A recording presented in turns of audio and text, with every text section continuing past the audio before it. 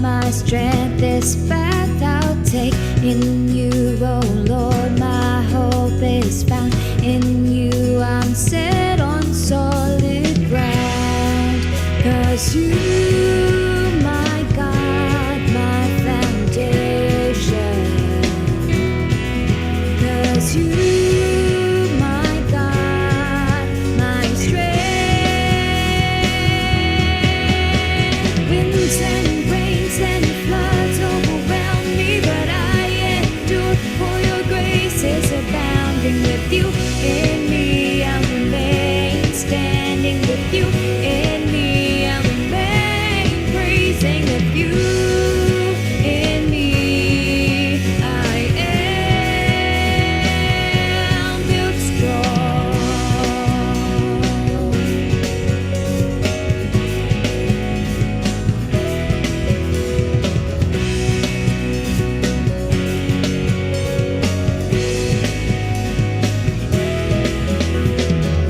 Now here I stand and build my faith in God, my strength. This path I'll take. In you, oh Lord, my hope is found. In you I'm set on solid ground.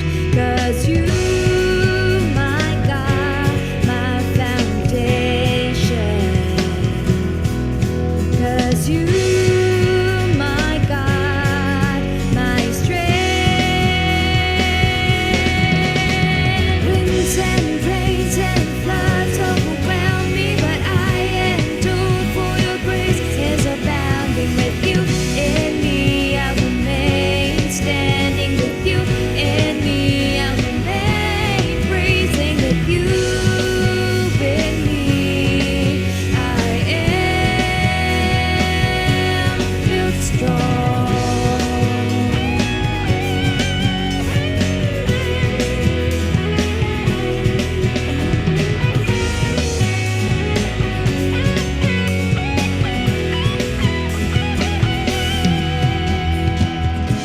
Jesus, it's you where I belong. Oh Lord, with you I am built strong. Jesus, it's you where I belong. Oh Lord, with you I am built strong. Jesus, it's you where I belong. Oh Lord, with you I am built strong. Jesus, it's you where I belong. Oh Lord, with you I am built strong. Winds and rains and floods overwhelm me, but I endure, for your grace is abounding. With you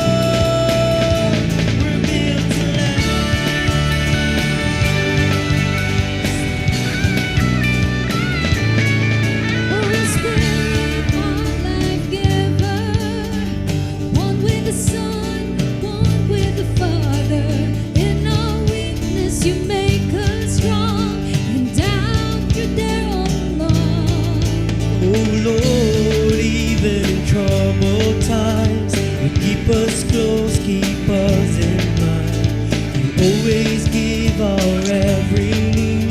We will follow you, will lead. You say we are strong, we can withstand.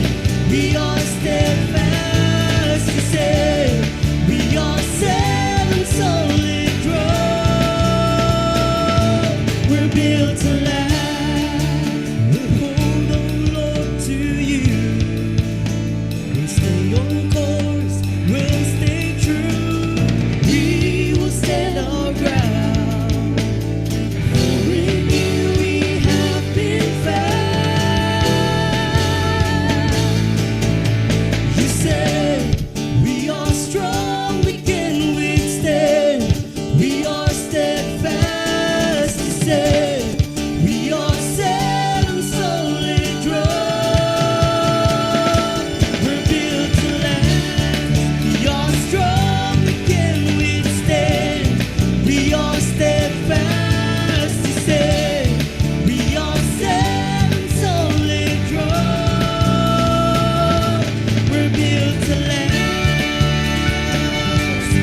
Built to last. Built to last.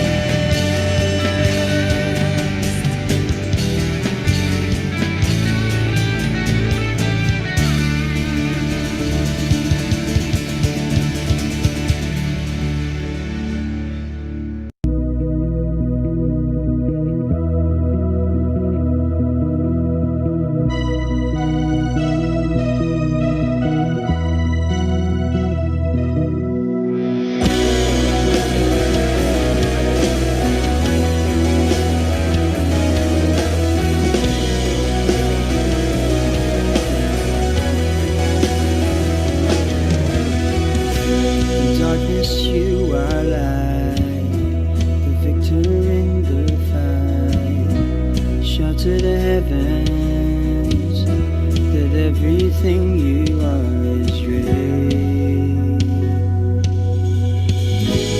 King of kings and Lord of lords,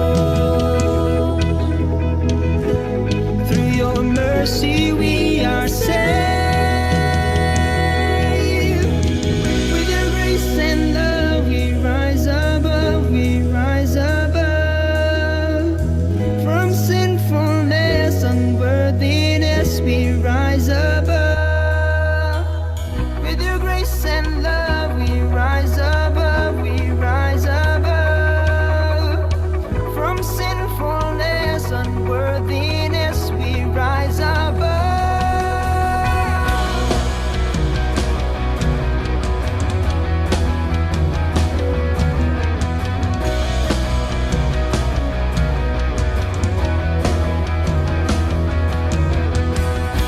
Your ways are higher, your plans are greater. Shout to the heavens that everything you are is great.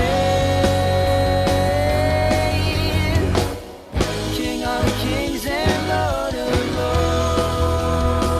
lords, through your mercy we are saved. With your grace and love we rise above, we rise above. From sinfulness, unworthiness, we rise above. With your grace and love we rise above, we rise above. From sinfulness, unworthiness, we rise above.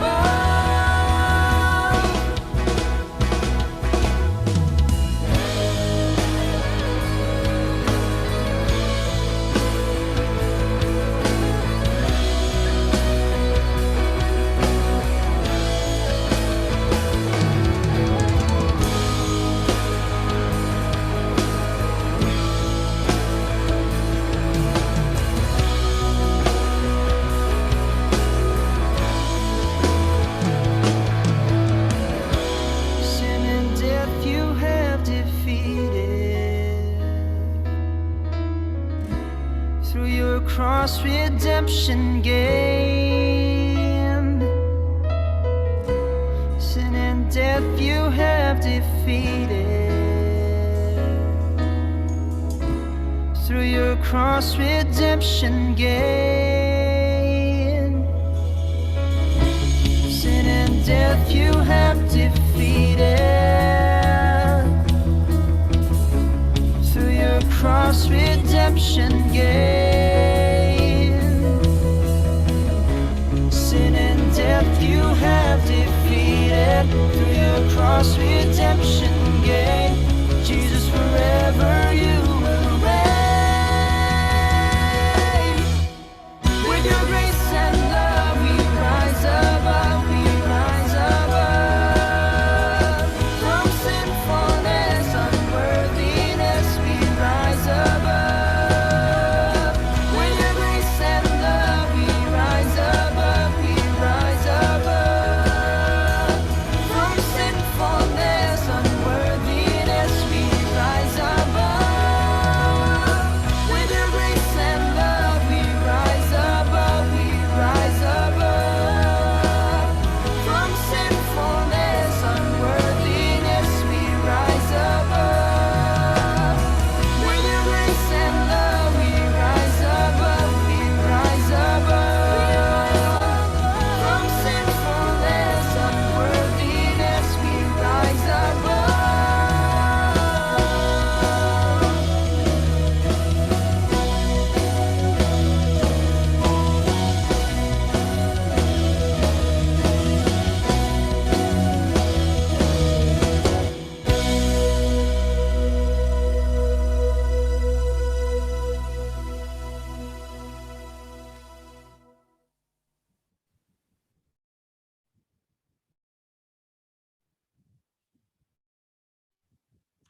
Okay, good evening, everyone.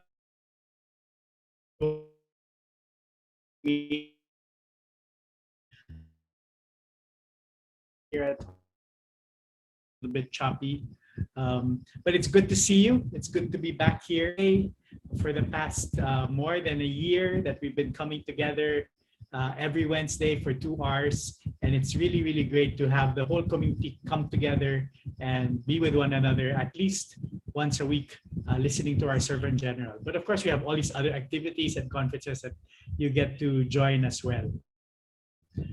For those on YouTube, make sure you subscribe. So if you look under the video and the subscribe button is still red, click it so you subscribe, so that you can really get all the new updates from the community as we come along. If you're on Facebook, make sure you like the page or you follow the page so that you can also get all the updates. Okay, so something is really wonky with my internet. So I'm gonna go to Facebook first. Opened kind of late, so I might not have gotten, I might not be able to read the first few. Anyway, let's see. Okay, welcome, good evening from NCR, from Las Piñas, from Bamban, Tarlac. Wow, all the way from Tarlac, welcome. From Parañaque, from Hanover, welcome, Hanover, Germany. San Mateo, Rizal, well, from Cavite, from Taytay East, from Marikina, welcome, good evening. I hope okay sa inyo. I hope you're all doing well. Welcome from Calamba, Laguna, from San Pedro, Laguna. All the people from Laguna are coming in. Catanduanes, welcome. Welcome to you. And thank you for joining us tonight. Tito Toti, welcome. MFC Rome, buongiorno. So we started our cross culture with Europe just 2 nights ago. So as we go along the couple of days, but some of the chapter of NCR paired with areas in Europe, and so there's going to be some cross culture going on. So it's good to see Rome watching here tonight. Good evening, USA. Welcome, USA. Okay. From the north, I see people from north, south, central, and east, all here on Facebook watching. Denmark, hello, welcome Denmark. Good to see you. I don't know how to say good evening in, what do they speak in Denmark? I'm not sure. Finnish? No, I don't know. Milan, Italy. Oh, Milan. La Union. Wow, Union. We miss the beach. We miss the beach so much. Okay. And Hong Kong. Welcome, Hong Kong. Okay, let's go to YouTube. Right. Hello, the YouTubers. Germany, Bonn, Germany. From General Santos. Wow. good evening. Cavite, NCR East, NCR Central, Marikina. Welcome, welcome. And thank you for joining us and being with us tonight. Um, it's such a great time to be. So many people are messaging me, and I hope I get to read all your messages. And it's so good to, if I didn't get you this time to greet you, we'll do it at the end. So I'll take note of the different countries that are coming in. I'm sure you read the post of our SG a few days ago, and I'm not sure, but I'm sure I'm not sure, but I'm sure, but I'm sure it inspired his topic tonight as well, about the community pantries that are popping up here in the Philippines and helping everybody. And I think that post of his really spread out and reached so many people. So let's hear more about community and communism, something that's very interesting, I think, from the title itself. So welcome again to our worldwide meeting. And here you go, our Servant General.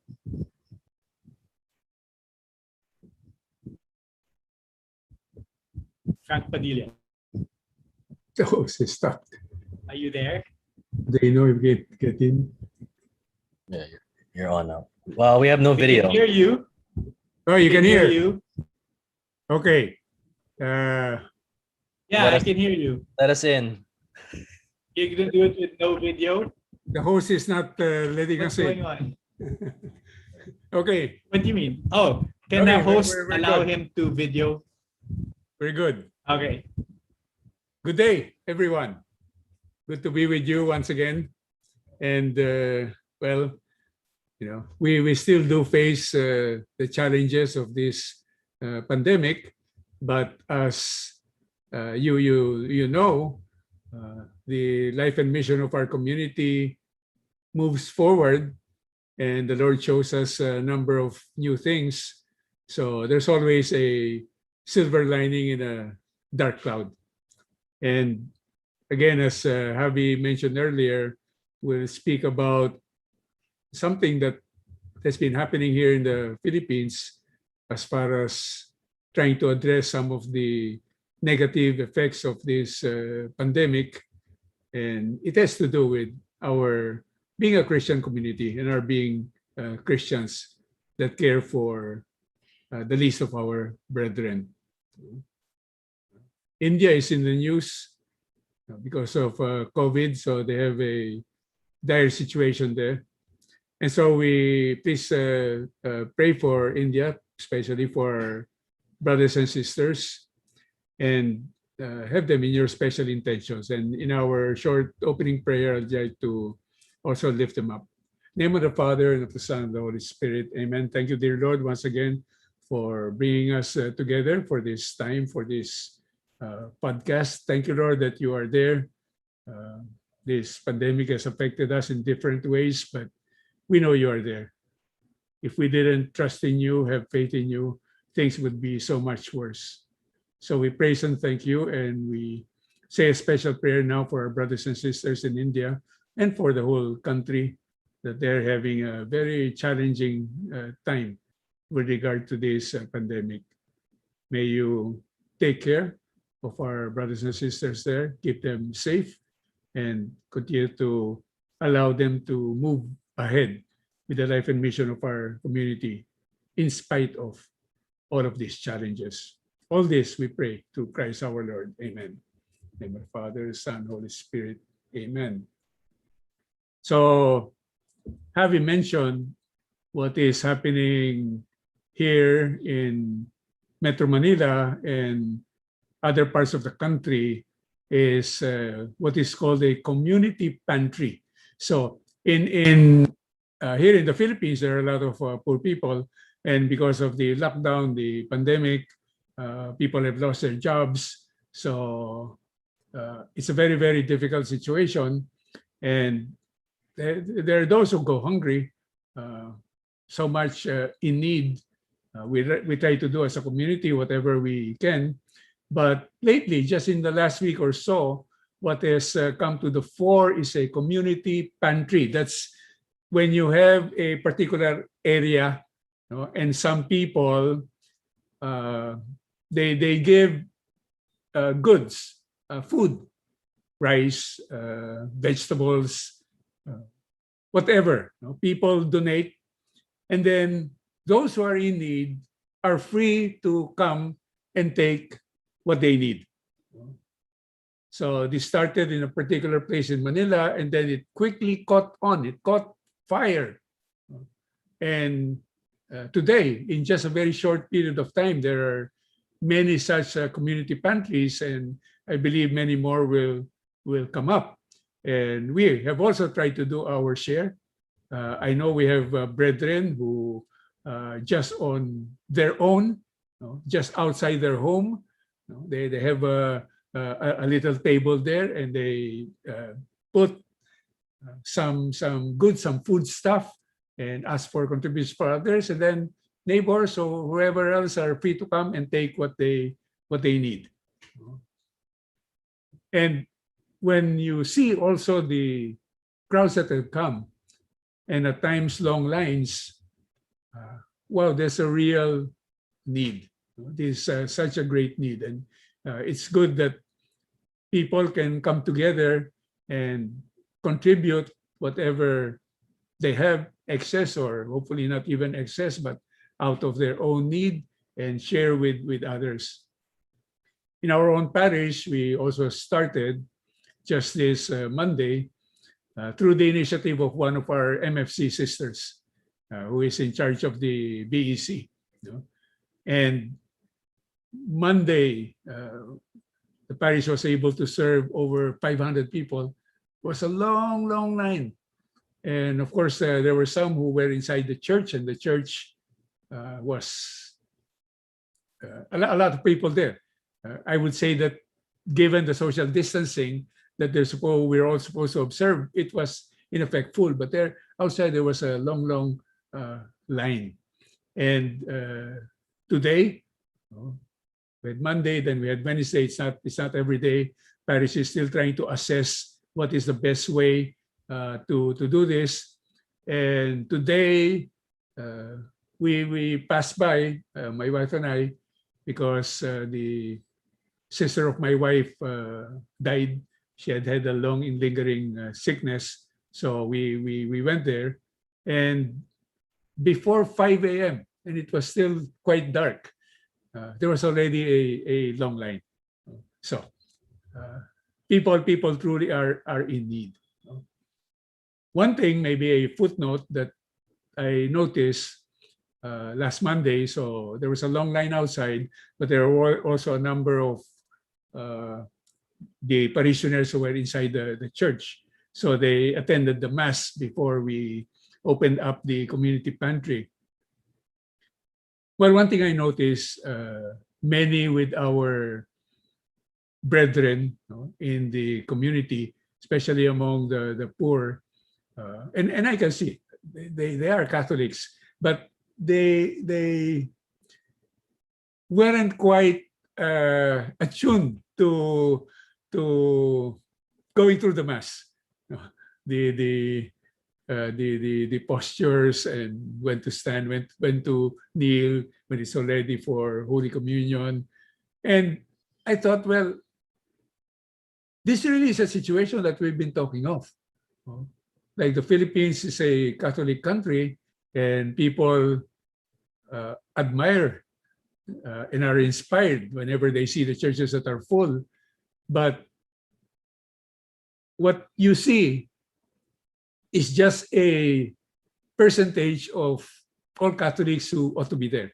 And in the Philippines, including Metro Manila, where parishes are large, the poorer folk are not really able to fulfill their Sunday obligation for many reasons. And it has become so important, really, that the parish not just wait for the parishioners to come and provide the services, whether it's mass, sacraments, or whatever, but that the parish go to the grassroots in the peripheries and minister to the needs of the people. Because I've said before that a number of Catholics have left the faith They've joined sects, they've joined even cults, and we often lose them by default. We are not there. The sects, the cults, they are there. They preach what is supposed to be the word of God, and there's a soul within us that hungers for the word of God, and so it is attractive, and so that's where they go to. And it is unfortunate that we lose Catholics from the one true faith simply because we are not there to provide what it is that they need. And I was confirmed once again in my mind, in my heart, of the work of the Live Christ, Share Christ mission, because this is the intent, to empower the parishes so that they would actually build up the teams that can go down to the grassroots, to where people are, and bring the Lord and bring this new life to where they are and minister to their needs. And there really so much to be done.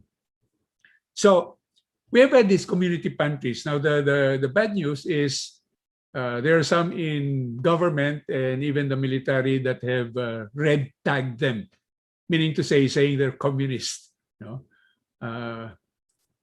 And I think that that's interesting because as we shall see, there are many similarities, whether on the surface or even deeper, between the authentic Christian life, especially as you try to relate with the poor, and majority of the peoples in the world, especially of course in the developing countries, Africa, are poor, but with Christianity and communism.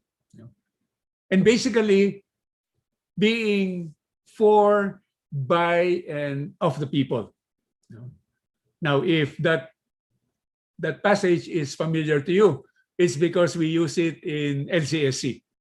We say that this work of LCSC is for the church, of the church, and by the church. It is the church herself that is involved, and it is to help further the life and mission of the church. Now, I think more interestingly, so Karl Marx is like the father of communism. And one thing that he said, very well-known quote, "From each according to his ability, to each according to his need." Okay, that's communism. Now, community pantry, what do we say? Give what you can, take what you need. It's the same. It's the same.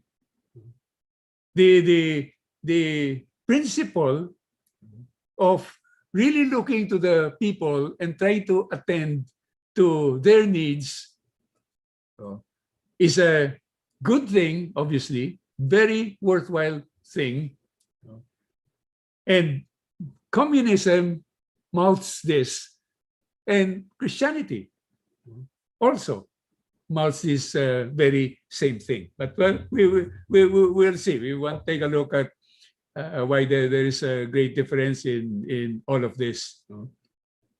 So you talk of communism. Now there's also socialism. There's also Marxism. And these are three different things, but for our purposes and for many people, actually, they're very much related. Communism, socialism, Marxism, and basically in opposition to capitalism. When you talk of the two major economic and political situations in the world, capitalism and communism or socialism. And the intent of socialism, and again, I'll be interchanging some of these words, it's against the exploitation of the worker class. So there's a concern for the poor, for the workers, and oftentimes they are oppressed. So obviously that is a very good thing. We need to be concerned about the plight of the poor, especially the poor working class. With communism, you also have, and again, if you look at, there's more of socialism throughout the world, different countries, and they have different styles of socialism. So there's no one size fits all for this. But oftentimes you look at the community or state ownership of the means of production.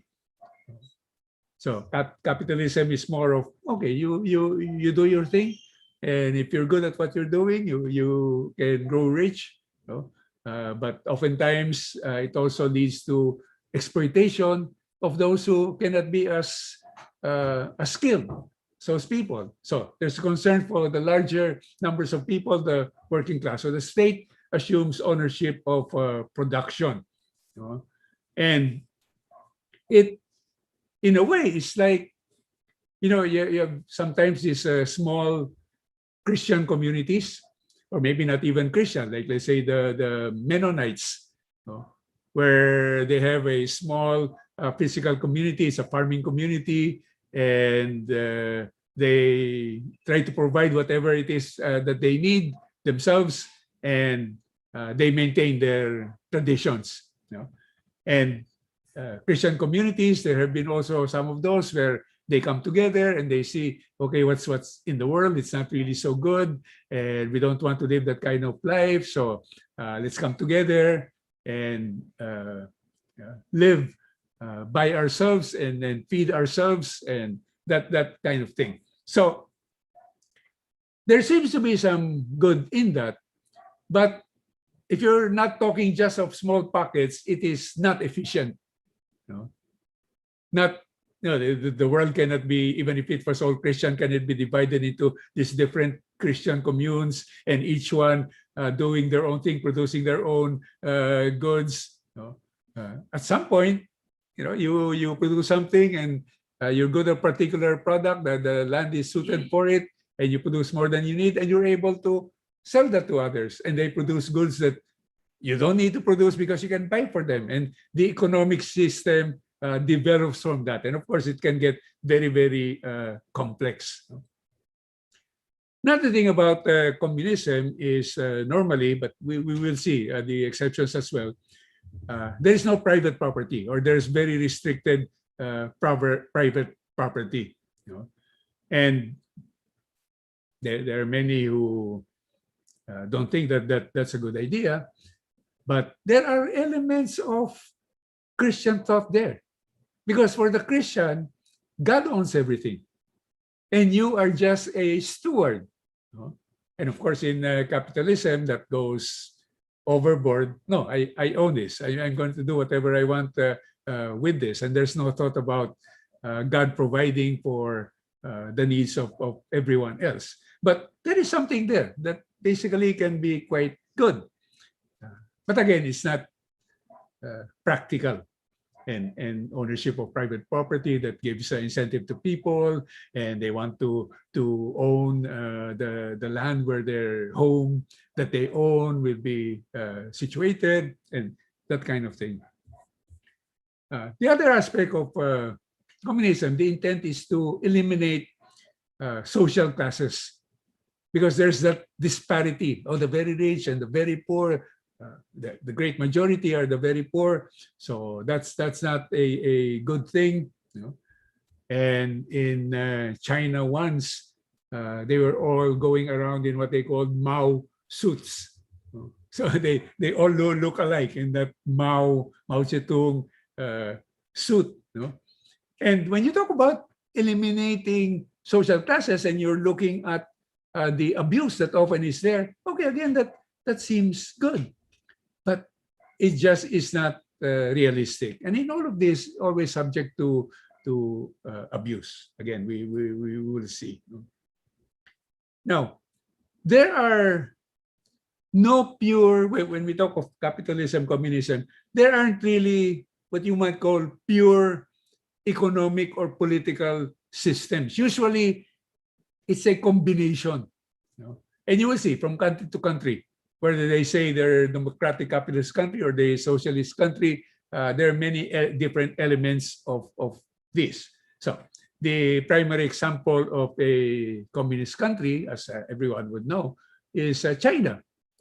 But China has private businesses that actually thrive.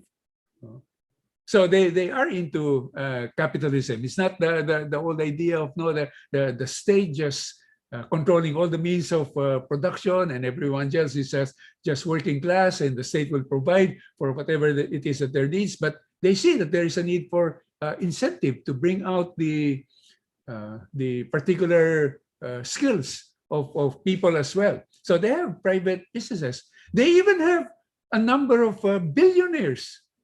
Can you imagine? And one of the most well-known, I don't know if you ever heard of it, is Jack Ma of Alibaba. It's the counterpart of like Amazon. So this is a billionaire in China. So gone are the Mao suits where they all wear the same thing. They all look alike. Now they even have name brands and stores that sell these name brands. Look at Canada. When you say Canada, USA, okay, those are democratic capitalist nations. But Canada has a very extensive healthcare system. So they really, the government really, the state really takes care providing for the healthcare of the people. The United States has welfare for the poor people in many different ways, and they have a public education system. So all of these are provided by the state in order to provide important services to people, especially those who are poor. When you look at Europe, you have Denmark, Norway, Sweden, Finland, and you would think these are all democratic, capitalist societies, but a number of them are actually described as socialists. That's why those who want to promote socialism, they point to some of these countries and say, look, they're so prosperous. So there are elements of both. And they have a lot of welfare benefits, but they also pay very high taxes. So the rich are taxed, and even the middle class, you have to pay a larger share. And the state is able to provide all of these services because of those. Finland, for example, has free education all throughout. And they have 100% literacy. And they have a very high standard of living. So, but these so-called socialist countries, again, do have private business and property ownership. Now, when you talk of socialism and those who promote it, and these are the principles after the working class and for the little people and prevent abuse, but it can be very attractive. It can be, in fact, it is very appealing to the young because the young are idealistic and perhaps they're not yet really into the so-called real world, but they're very idealistic. And you hear about some of those principles. Yeah, that's a good thing. And they see that in their own countries that the rich are getting richer and quite greedy, and there's corruption in government. So they don't want that, and they're open to hearing, because there are actually valid issues. There's the gap between the rich and the poor. That is always a basic, fundamental, valid issue. There are those who are already rich but want to get so much more richer. And in fact, it seems that in the world today, that is actually what is happening. The rich are getting richer and the poor are getting poorer. there can be discrimination, whether it's racism or other forms of discrimination in society. But one particular problem, when you talk of communism, socialism, Marxism, it has the tendency, in fact, I think it always does, it becomes totalitarian. You know, because it's not the free interplay of people, let's say in a democracy, in a capitalist country, you know, that people, they have their own interests, but with that free interplay, hopefully good things can come out of that. But here, the state wants to impose this kind of equality, sameness, and even with good intentions of providing for others. So there has to be power that is exercised. There has to be control. And who does the controlling? Well, there has to be a state bureaucracy. Someone has to be there. And oftentimes what happens is that state bureaucracy become the new elite. And things, then you see, are not equal after all. And there will still be many that are oppressed, that are down the line. Okay, but certain principles certainly seem the same with Christianity on the surface. In fact, I'll just take you very quickly. There was the French Revolution of 1789, where there's a revolution against the monarchy. It was overturned, and so that was a turning point in the French society. The French Revolution has provided the intellectual and social environment for socialism to flourish. And with the French Revolution, very well known, they had three basic principles: liberté, égalité, fraternité. And basically that means liberty, equality, fraternity. Now you just take those words, oh, that's good. And actually they can be good, they should be good. They would be very, very Christian. So liberty, freedom, people ought to be free. But obviously, it cannot just be the freedom that, okay, you do your own thing.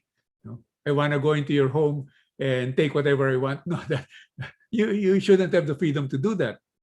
In Christianity, liberty, freedom, the restraint is God's law. That is God's law.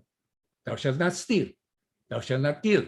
Thou shalt not covet your neighbor's goods. So the restraint is by God's law. With communism, there also needs to be restraint, but the restraint is by the state.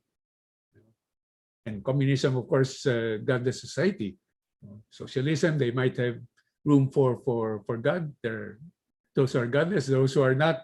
But the restraint on freedom is by the state. Now you take because these are also principles that have come in to our church in the form of what we call modernism. I've talked about this before. So with modernism, you take that wonderful principle of freedom, but it is abused. So they've taken it to mean freedom of choice. I choose what is right for me, what is good for me, and that is my freedom. But what is that led to? The sexual revolution. Free of God's restraints in this whole area. So the sexual revolution and abortion, LGBT. So that's how people think of freedom. Those who will become modernists. I'm free to do this. So a very good principle has been used for something that is not good. Then you take equality. For the Christian, yes, we are all equal in worth and dignity because we are all creations of God. We are all supposed to be children of God. But of course, there are so those who, if they don't turn to a life in and with God, then they are like estranged. They are cut off from the family. But That's what equality is in Christianity. We're equal in worth and dignity. But for communism, equality would mean, again, all the same social status, all basically the same economic status. And there is no discrimination. So again, you see an interplay. Having no discrimination is a wonderful thing. But it should not translate to saying, now we are all the same, because we're not all the same. And even when you talk of work, of making money, when you talk of incentives, if you're all the same and the state just provides, people don't work. And that's actually happening in some countries, some parts of the world. If the state will just provide for all of my needs, it's a welfare system, why should I work? If I work, then I tax very, very high. So what for? So it's a disincentive. And then when you talk of the whole aspect of equality, but with modernism coming into it, then it justifies some such wrongs as saying like, there's no distinction between the sexes. Because everyone is equal. Everyone is the same. So there is no distinction between the sexes. And that is pushed by the leftists, by the liberals, by the modernists, pushed. And so they eliminate the sexes. They go with LGBTQI and whatever else there is. And now when you talk of transgenders, they have the freedom to choose their own sex. I'm a man, I want to be a woman, then let it be, including surgical operation and also vice versa. There's the modernist principle of inclusivity. Inclusivity can be a very good thing because that means not exclusivity. No one is excluded. People should be included. You should not feel that you are left out of a group of people, the good that they're doing or enjoying, and you're left out of that inclusivity. But again, that's being pushed, like in Catholic schools today. So they bring in those who atheist professors and those who promote gender theory and all of that, and they blow sight of the reality that no, this is a Christian institution, a Catholic institution, and it has an intent to raise strong Catholic men and women. But inclusivity says, no, we cannot exclude anyone. So let everyone in, which is not a good thing. So liberty, equality, then you have fraternity. For the Christian, fraternity, fraternal, brothers, is because we are all children of one God. But for communism, it talks of one human fraternity. So that everyone, we were all just one big family. And when you talk of modernism, it actually speaks of a universal brotherhood. And that's why there's also the teaching, erroneous teaching within the church, that all religions are valid. And what is important is that we all do good to one another, which is a good thing, because we are all one universal brotherhood. And of course, there is a distinction, because for the Christian, we are brothers and sisters in the Lord, but if you accept Christ to be part of the family of God.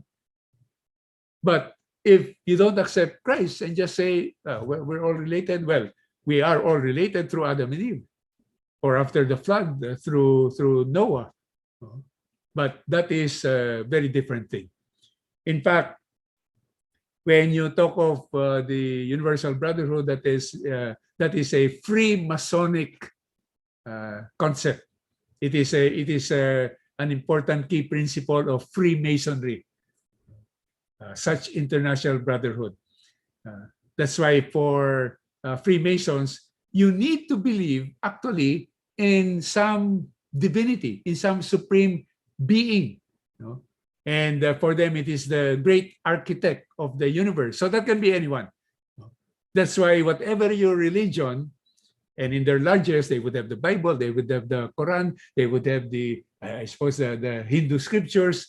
So what's important is you believe in something that is divine. And of course, that is contrary to Christianity. That actually is one of the major reasons why it is said, and which is the situation, that Freemasonry is incompatible with Christianity.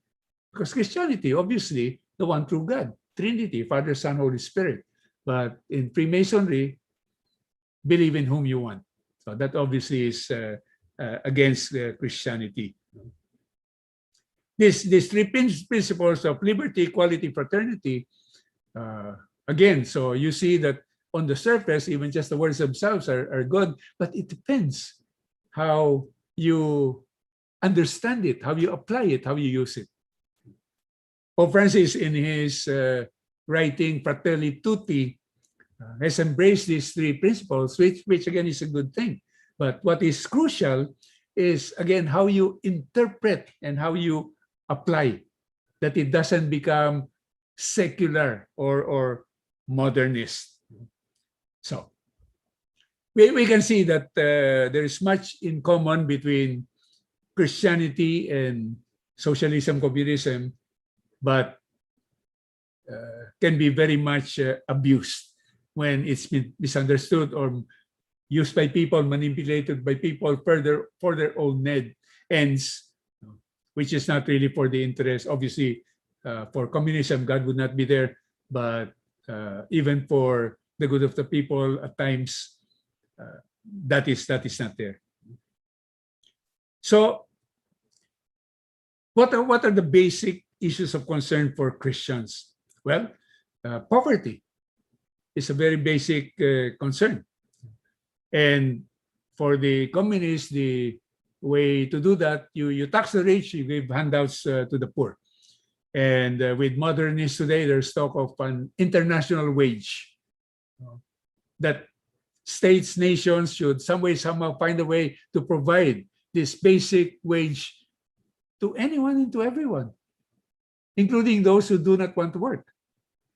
And that's no longer Christian. The Bible, Paul says that those who do not want to work should not eat and work. Good, honest labor is a very important Christian principle. And you cannot just tax the rich to help the poor. They have to pay their fair share of taxes. But if you tax them too much, then there's no more incentive for their hard work. If I'm going to work much harder, but the bulk of what I earn just goes to government, so some people that would be a disincentive.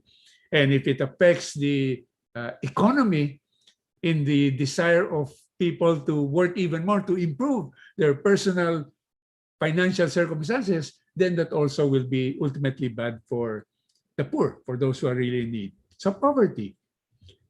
Injustice is an important issue. There's so much injustice in the world. And you look at socialism, communism, they often talk of social justice. Again, looking to the need of the working class who are oppressed, who are exploited.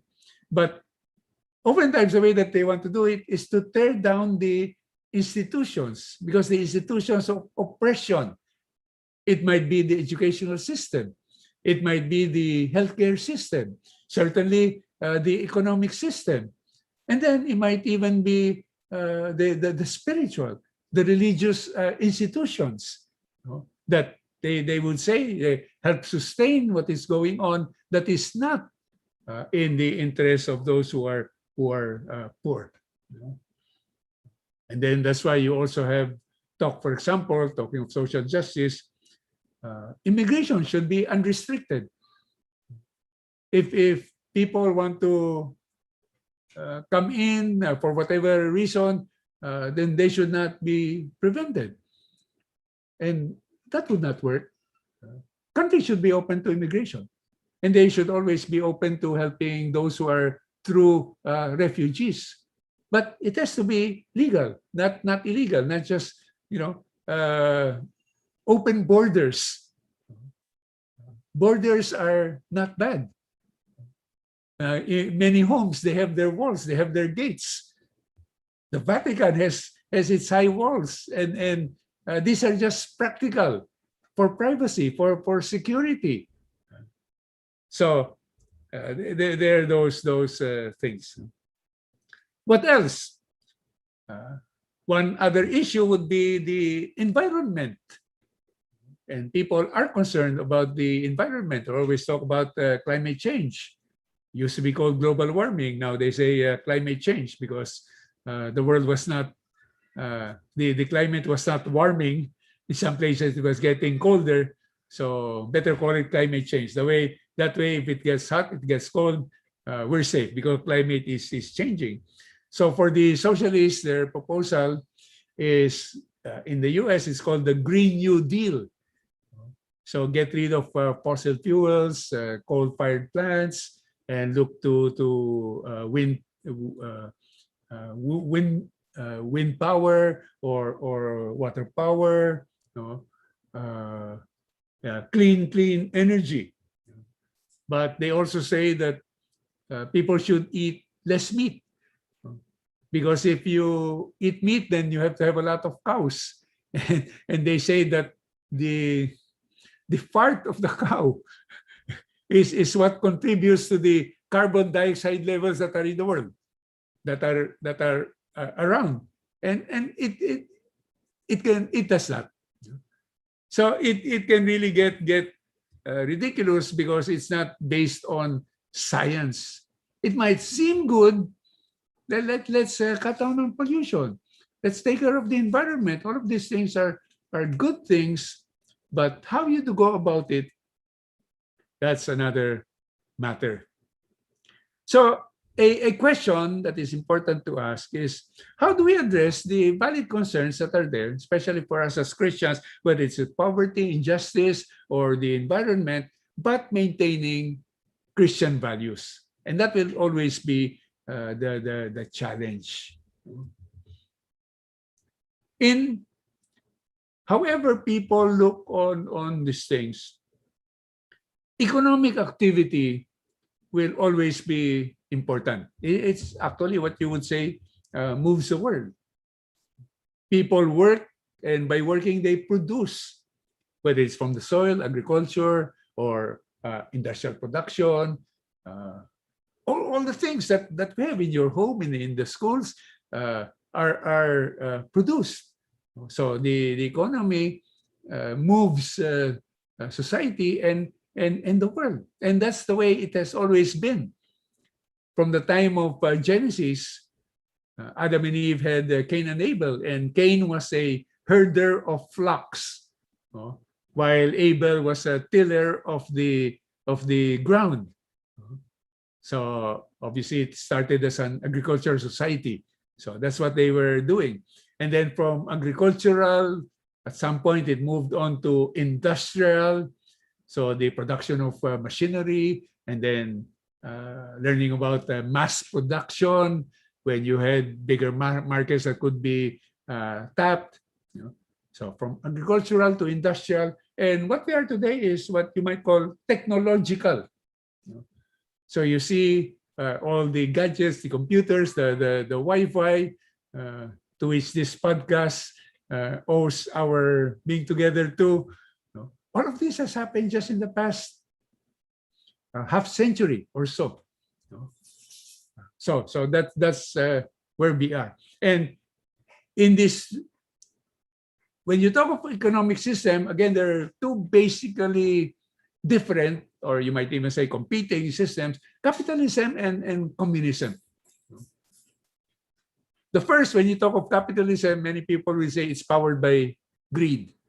And the driving force is money. Now, greed obviously is bad. It's a work of the flesh. But it is also, I'm not saying that to say it's not evil. Greed in any instance is evil. But if it's a desire to better oneself, to earn a little bit more so you can purchase a little bit more, then that is what drives it. People want to have money. But you know, when you look at all of these things, one thing that it also leads to corruption. Because people do want money, it leads to corruption. Big businessmen will corrupt workers in government to get what they want, whatever, the permit or the exclusive franchise. And there's so much corruption in so many countries in the world. And at the end of the day, it's the poor people who suffer through all of that. So there are those who say, okay, you talk of capitalism, it's powered by greed. But the second, communism, you invert it. It is greed for power. So it oftentimes, again, as I mentioned earlier, leads to totalitarianism because there has to be total control over people's lives. It's not the free interplay of aspects of society. No? In a democracy, there's free interplay. There are rules, there are laws of government, but here it is much more controlled. It's not your freedom or what you like or your incentive. No, but this is the way that we do things so that everyone is equal. So at the end of the day, it leads to greed for power, control over people's lives. In both instances, godless. In the instance of unbridled capitalism, where greed predominates, well, obviously, God is not at the center of that. Even when Jesus says you cannot serve God and mammon, when you start serving mammon, then you cannot serve God. So that's a basic problem there. And of course, communism is atheistic. God is really not part of that. So what is the ideal, especially when we talk of poverty? Because poverty is the great challenge in the life of the world. And when we talk of the dignity of people to live in accordance with how God would have wanted them to live, creating a wonderful world, providing whatever it is that people need, and an abundance of resources, but many are not getting their equitable share. So what is the ideal? Well, we look to the first Christian community. You know that the first Christian community actually solved the problem of poverty. Now, we will need to understand also a little bit later how we define poverty. But the first Christian community solved the problem of poverty. And what are the important aspects of how they were able to do that? Well, the most important is that Christ was at the center, is at the center. After all, God created everything. It is God who designed, including you human beings and the things that are in the world. It is He who knows how all of these things will work best. So the most important, the most basic, if you want to be able to resolve poverty, or you want to have an economic, social, political system that is truly just and equitable, Christ needs to be at the center. So we see that in the first Christian community on the day of Pentecost, Peter preached a sermon and 3,000 people responded. And that's when the first Christian community, the church, started.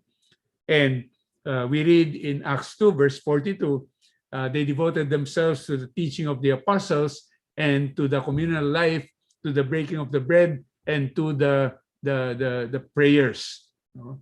So this was at the core, at the center of the life of the community. If you will notice, these are the in our CLS, LCS, 5 tools to growth. You have the 4 tools here, right here. The teaching of the apostles, that's formation. The communal life, that's the fellowship aspect of community. The breaking of the bread, Eucharist, but larger sacraments. And the prayers. Prayer is one of the four. The fifth is service, and that is now comes later. Because of what this Christian community that were being formed and growing in these four aspects, that naturally resulted in service. So they grew as Christians, and that's the basic thing. Because Christianity of Christ, according to the mind of Christ, according to the heart of God, then all of the important principles of freedom, equality, fraternity will be actually there. And then, secondly, because Christ was at the center and they were being formed, this newfound faith led them to coming together as community.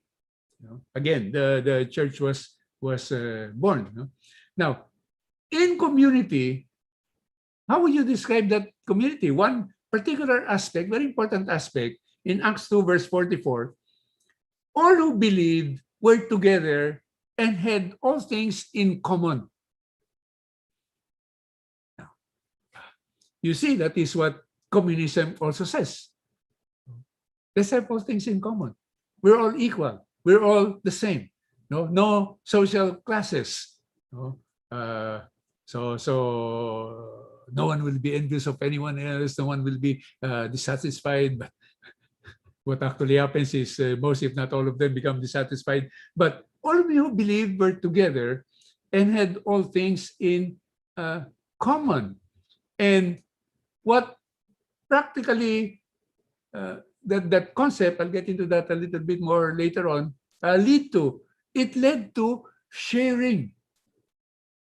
And sharing is the key to resolving poverty in the world.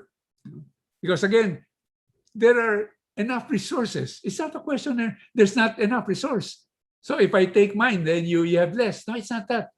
There are enough resources, but a few very rich individuals, a few very rich countries versus the greater majority of very poor individuals and very poor countries. So there is that disparity.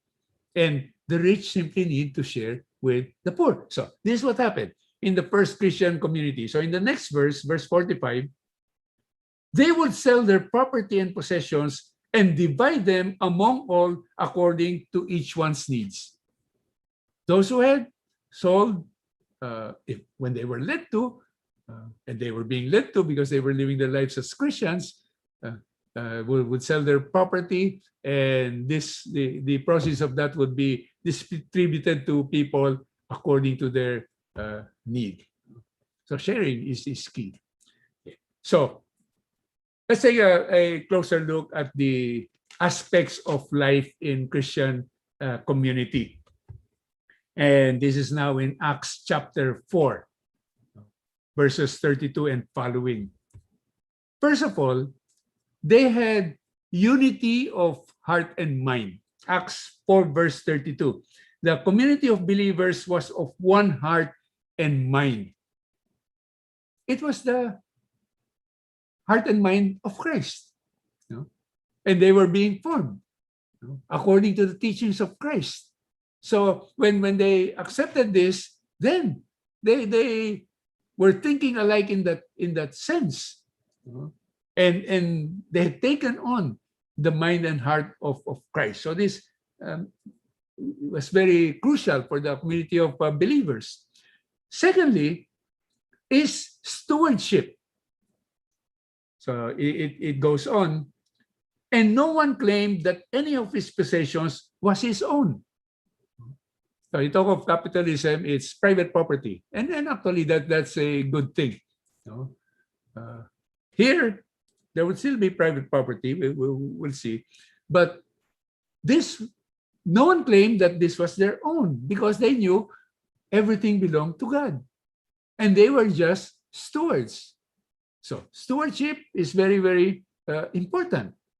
And then the third thing, so you have unity of heart and mind, you have stewardship. And then thirdly, the communal mindset that we are a group of people that have come together.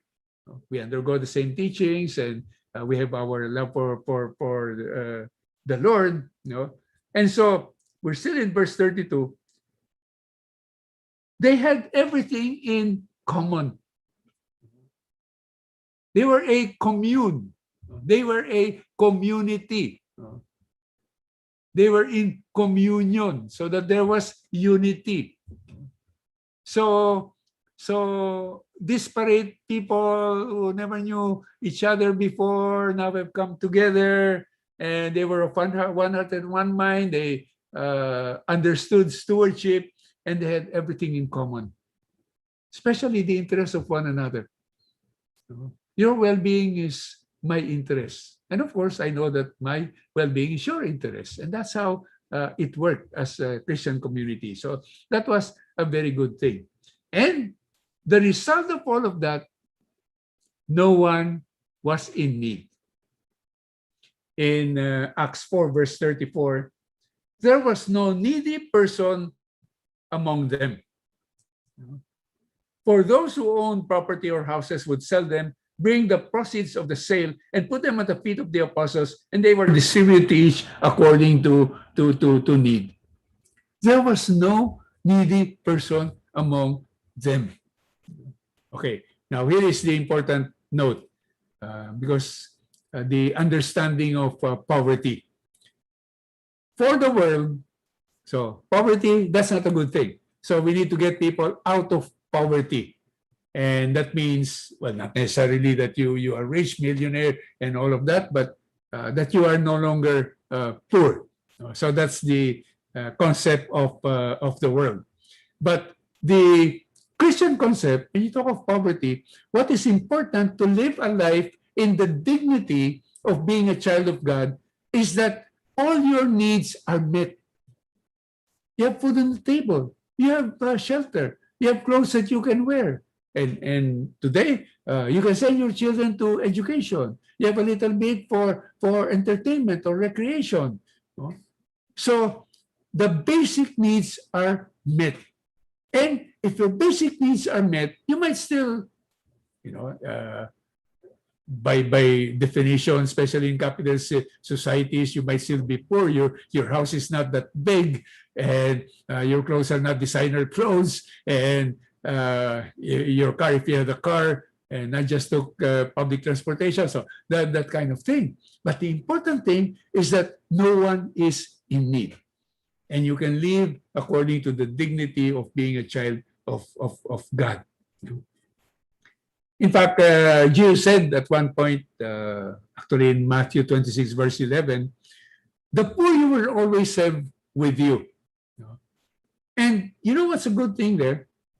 It is an opportunity to share. It can bring out what is truly Christian in those who have been blessed. And actually, everyone is blessed, even if you don't have all the riches and all the goods of the world. If you're able to count their blessings, you know that you are blessed, and no one is too poor that they have nothing to share.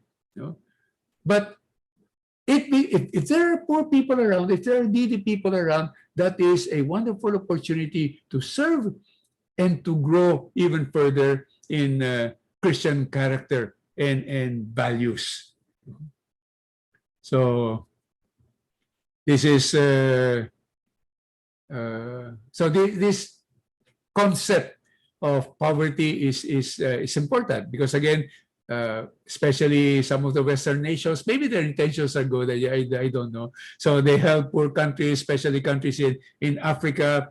But what is coming out, and some bishops are speaking out, is actually a new colonialism. They're actually interested in securing natural resources.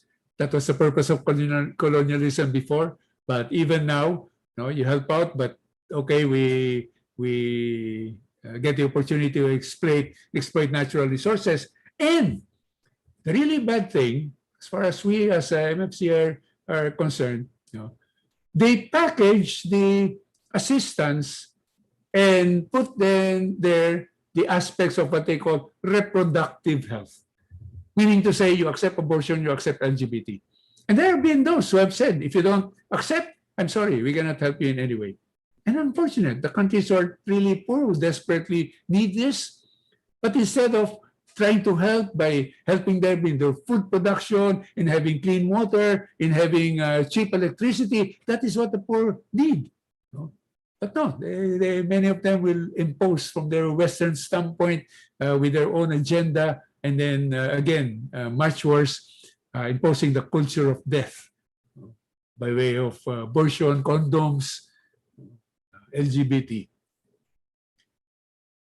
So when you have these aspects of life in Christian community, as we see in the first Christian community, that will not work except in Christ. And what could actually happen is, again, communism would have that, seemingly that those kinds of principles and values, but apart from Christ, it turns out totally different. It doesn't work. So let's see how does communism mimic these values of the first Christian community, but actually are different in the whole aspect of unity of heart and mind.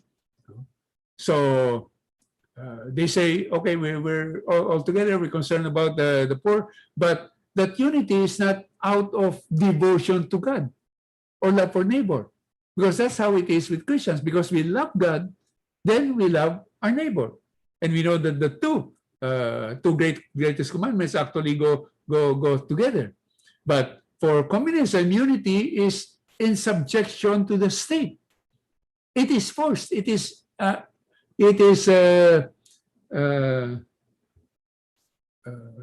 imposed on people, and you actually have no choice about it. When we talk of stewardship and possessions, so for the Christian, it's all about stewardship, but for communism, it is ownership by the state of the means of production and even the wealth of the nation. And it's the state that decides, okay, this is what the people will get. And again, because there are now no pure economic or political systems, and as we saw earlier, it can be a mixture of certain things. So like again, in China, they do have private businesses. They have aspect of capitalism, but because you have state imposition, an all-powerful state, then you toe the line. If you toe the line, okay, you can be able to do certain things and maybe even do good by yourself.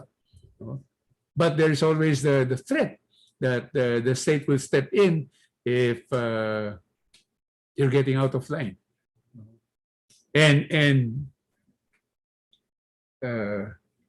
for the Christian community, talking about stewardship, where no one claimed anything as their own, but they actually still had ownership. So stewardship does not preclude private ownership. In fact, you see this in Acts 5. There was the case of Ananias and Sapphira, a couple. So they sold a piece of land and brought actually part of it to the apostles and made the offering. And Peter was asking, is this what you actually sold the property for? And they lied and they said, yes. And because of that lie, they dropped dead at the feet of Peter. But see what Peter said to Ananias. He said, why has Satan filled your heart? So in Acts 5 verse 4, while it remained unsold, did it not remain yours? Private property. Okay. And when it was sold, was it not still under your control? So why did you contrive this deed? You have lied not to human beings, but to God. Ananias and Sapphira could have sold a piece of property and then say, okay, this portion is still ours, but this portion we are donating it. Nothing wrong with that. But I don't know, they said, yeah, this is the whole amount that we sold it for. So they lied. And Peter said, you have actually lied to God. Now, with the aspect of having everything in common, and again, for pure communism, that means no personal wealth, but because there's a mixture, and again, taking China, it's a hybrid, because they actually they learn from history also, and they see that pure communist or socialist does not work, and they see how capitalism can be an incentive for people, bring out the best in people, their talents, their abilities, and so they allowed, and they saw economic growth, but you still need to toe the line. I was talking of Jack Ma earlier. I don't know if actually you're familiar with him, but for a while recently disappeared from you. No one knew. He's a billionaire. I guess the most well-known Chinese entrepreneur was a billionaire, suddenly disappeared from view. He was out for about a month or so. And then later on, he resurfaced, and his group, the Alibaba group, was fined by the Chinese government $2.8 billion. And it wasn't clear what that was all about. But, you live in a totalitarian state. You are allowed certain things because the state sees that this is good for their own purposes. But if somehow you get out of line, then you face the consequences of it. Then we saw for the Christian community that no one is in need. But with communism, often what happens is many end up being in need, because the pure communist or socialist system really does not work. You take as an example Venezuela in Latin America. Venezuela, because they discovered oil, it has I think the largest oil reserves in the world, even larger than like Saudi Arabia. They were one of the richest countries before. It's been said that they were 10 times richer than China was so many decades back. But now they are among the poorest. Of course, there are many factors that came into that. What happened to oil prices at some point. But socialism also had something to do with it. Policies of government that were leftist, were liberal, and ostensibly on the surface to try to take care of the people, but the country became a basket case as it is today. Truly tragic, truly unfortunate. When you're the richest country, one of the richest, and then you become one of the poorest. So what actually is the best socio-political or economic system or situation? Well, again, we are thinking as Christians, so a basic principle to us is God has dominion over all creation. That created everything, and everything belongs to God. But we also know from the story of creation in Genesis 1, the very first chapter of Genesis, that God entrusted this to his human creatures. To Adam and Eve, God said, have dominion over the birds of the air and the fish of the sea and the things that crawl on the ground. So have dominion. I leave this to you. You take care of my creation. So it's entrusted to people. And when you look at the history of salvation, at some point, God raised a people, a slave people in Egypt, and made them his own people. And he entrusted the leadership of that people to Moses. Then from Moses, it passed on to Joshua. And then from Joshua, there was a period of the judges. These were basically military leaders that governed the people. And then the people clamored for a king. And so they went on to the period of the kings. And of course, fast forward, then we go to the time of Christ. Christ came into the world, and after Christ, then you have the Christian era. And for Christians, Jesus is king, rightly so. God is king, that is the owner of everything. And for Christians, Jesus is king. And when we talk of the Christian era, very quickly, we have three main periods. First, you have the classical, or the period of antiquity. This was up to 476 AD, Anno Domini, the year of the Lord, and up to the time of the fall of Rome as a world power. Rome was there for over 1,000 years as a dominant power in that in the known world. But Rome fell, and from 476 to 1453 AD, so that's about a millennium, you have the Middle Ages, especially as it relates to European history. That's what is well known, even to us. You see movies before of the kings and what was happening. We didn't really get to know about what was happening in China or what was happening in other parts of the world, because many societies and civilizations are also developing. But what is well known to us is what was happening in Europe. So the so-called Middle Ages, especially in relation to European history. And then from 1453 onwards, the modern. So you have the classical, antiquity, and the modern, and then the middle, that's why it's called Middle Ages. But then you had the modern, the Renaissance, so-called, and the changes that came with that. Now, in the Middle Ages, what they had were theocracies. Now, not necessarily meaning to say that the religious people were running government, but they had God as the supreme civil ruler through kings.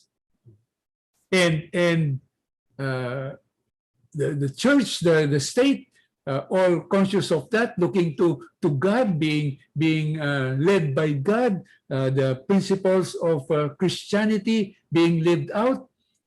This was at the time of the knights, the knight in shining armor. So I don't know if they probably don't make movies like that anymore. I don't know if the young people are even aware of these knights, but for the older ones, because you see them in the movies, you read about them. So this was a time of knights. This was a time of chivalry. Well, people lived in integrity. They lived looking to the needs of the poor, but they were also warriors. They fought for God, and they always looked to God. It was an era where the philosophy of the gospel actually governed the different states, the different nations.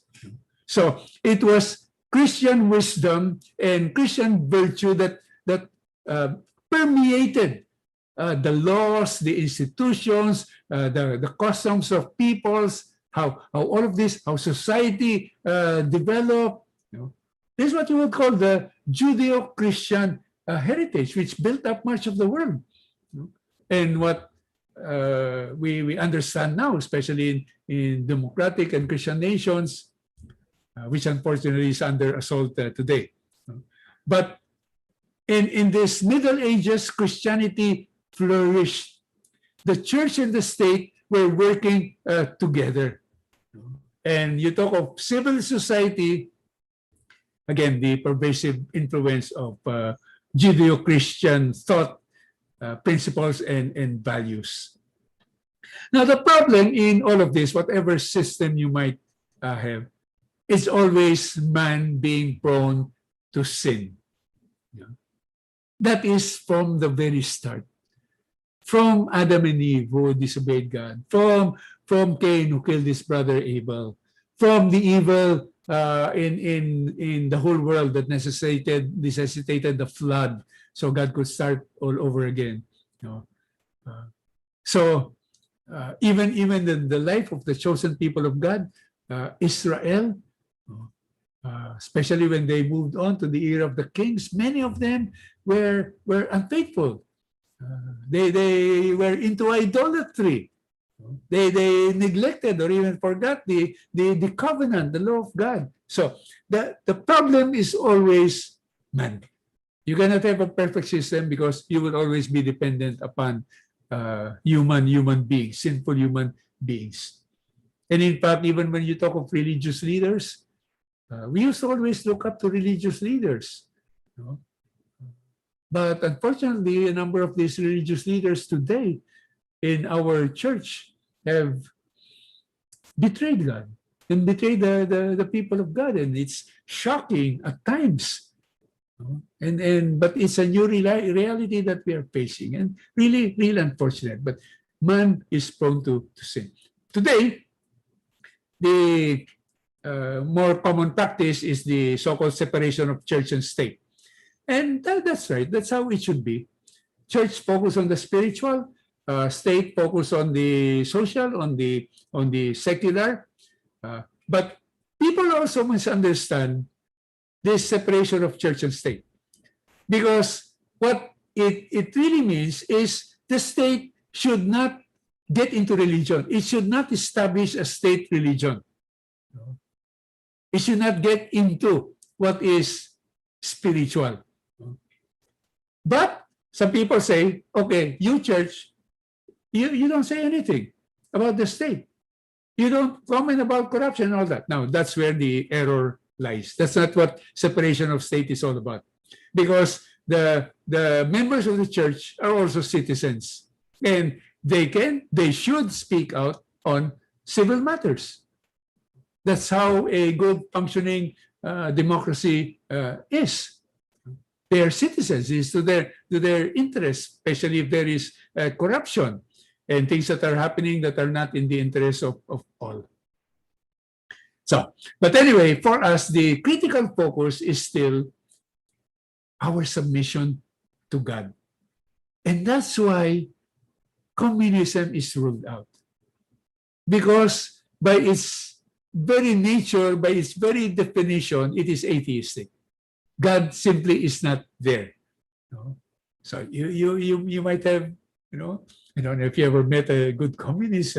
There probably are some good people out there really concerned about the plight of the people, especially the plight of the poor, and wanting to do good. But that is the fundamental challenge, and why it is basically different, Christianity and communism. Christianity is all about God, the centrality of God, and communism is about the absence of God. God has no place, and God is not important. So,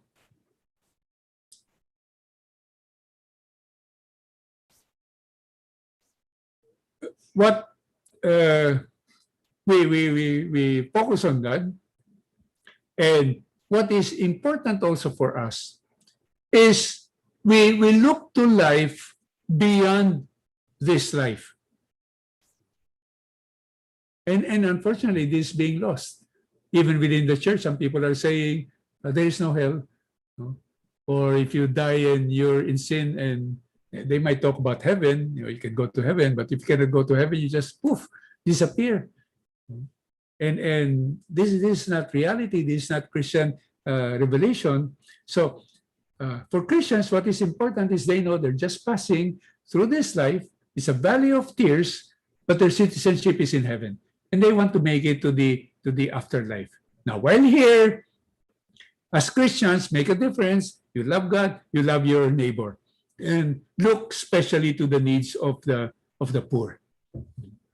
That's why in our own work with the poor, through the No One in Need movement, our motto is less for self, more for others, enough for all. Less for self is simplicity of lifestyle. Don't be extravagant. You're earning well, don't just spend it all on yourself. Some of these things you don't need. You don't need always to upgrade to the better things, but look to a simpler lifestyle, however that might be. And it's different definition for different people. And then more for others, you share resources. When you have a simpler lifestyle, then you're not spending as much, you're saving, but you don't just keep it in the bank. It is meant to be shared. You have something extra, then you look at people who are in need, then you share with them. And the result of this, if everyone thought of less for myself, more for others who are in need, then there will be enough for all. That's social justice. That is the basic definition. This is the Christian definition of social justice. That there is enough for all, that God intended. God intended the goods of this world for all. He created a wonderful universe, a wonderful world where all of the resources, so that people, also his creation, might enjoy all of this. So the foundation for this to happen is spiritual renewal. And unfortunately, that is the challenge, as we well know. There are Christians in name, Catholics, but are not spiritually renewed. And they think much more in terms of the world and accept the values of the world than they do Judeo-Christian values. And that is unfortunate, but there needs to be spiritual renewal. And if you have spiritual renewal, stewardship comes in. And stewardship, again, is the key to releasing resources. When people come together and contribute whatever they can, then that's when other people will be helped. So back to the community pantry.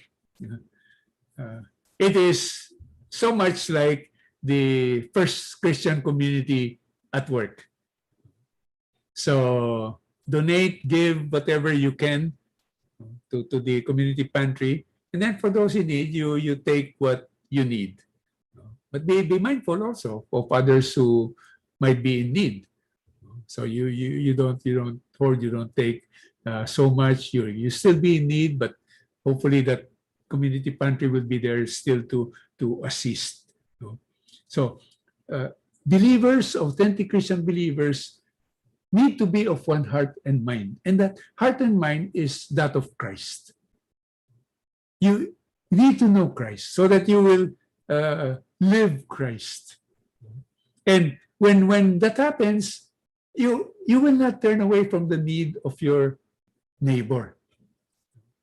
Because again, the two greatest commandments, you love God, you love your neighbor as you love yourself. How do you love yourself? Well, I want to be happy, I want to eat well, not necessarily extravagantly. I want to have some of the things that make life a little bit better. So you love your neighbors, you love yourself. So you also think in that way. Now, you don't have to provide for all the needs, but if people are thinking in this way, then there will be always those with more than enough that can help those with need. Stewardship is crucial. We don't claim our possessions as our own. And we always say, this belongs to God. God, how do you want me to make use of what you have entrusted to me? And people don't just say, no, I work hard for this, my salary is what I earned. I went into business, I worked hard, so I earned this. Yes, but all of that came from God. Your mind, the opportunities that you have. And that is an important Christian principle. And if we do believe that we are stewards, then we also have the responsibility to help contribute in some way so that we help fill the need. Now, being a steward does not mean you just give to anyone. Because a steward is someone who takes responsibility for what belongs to the master.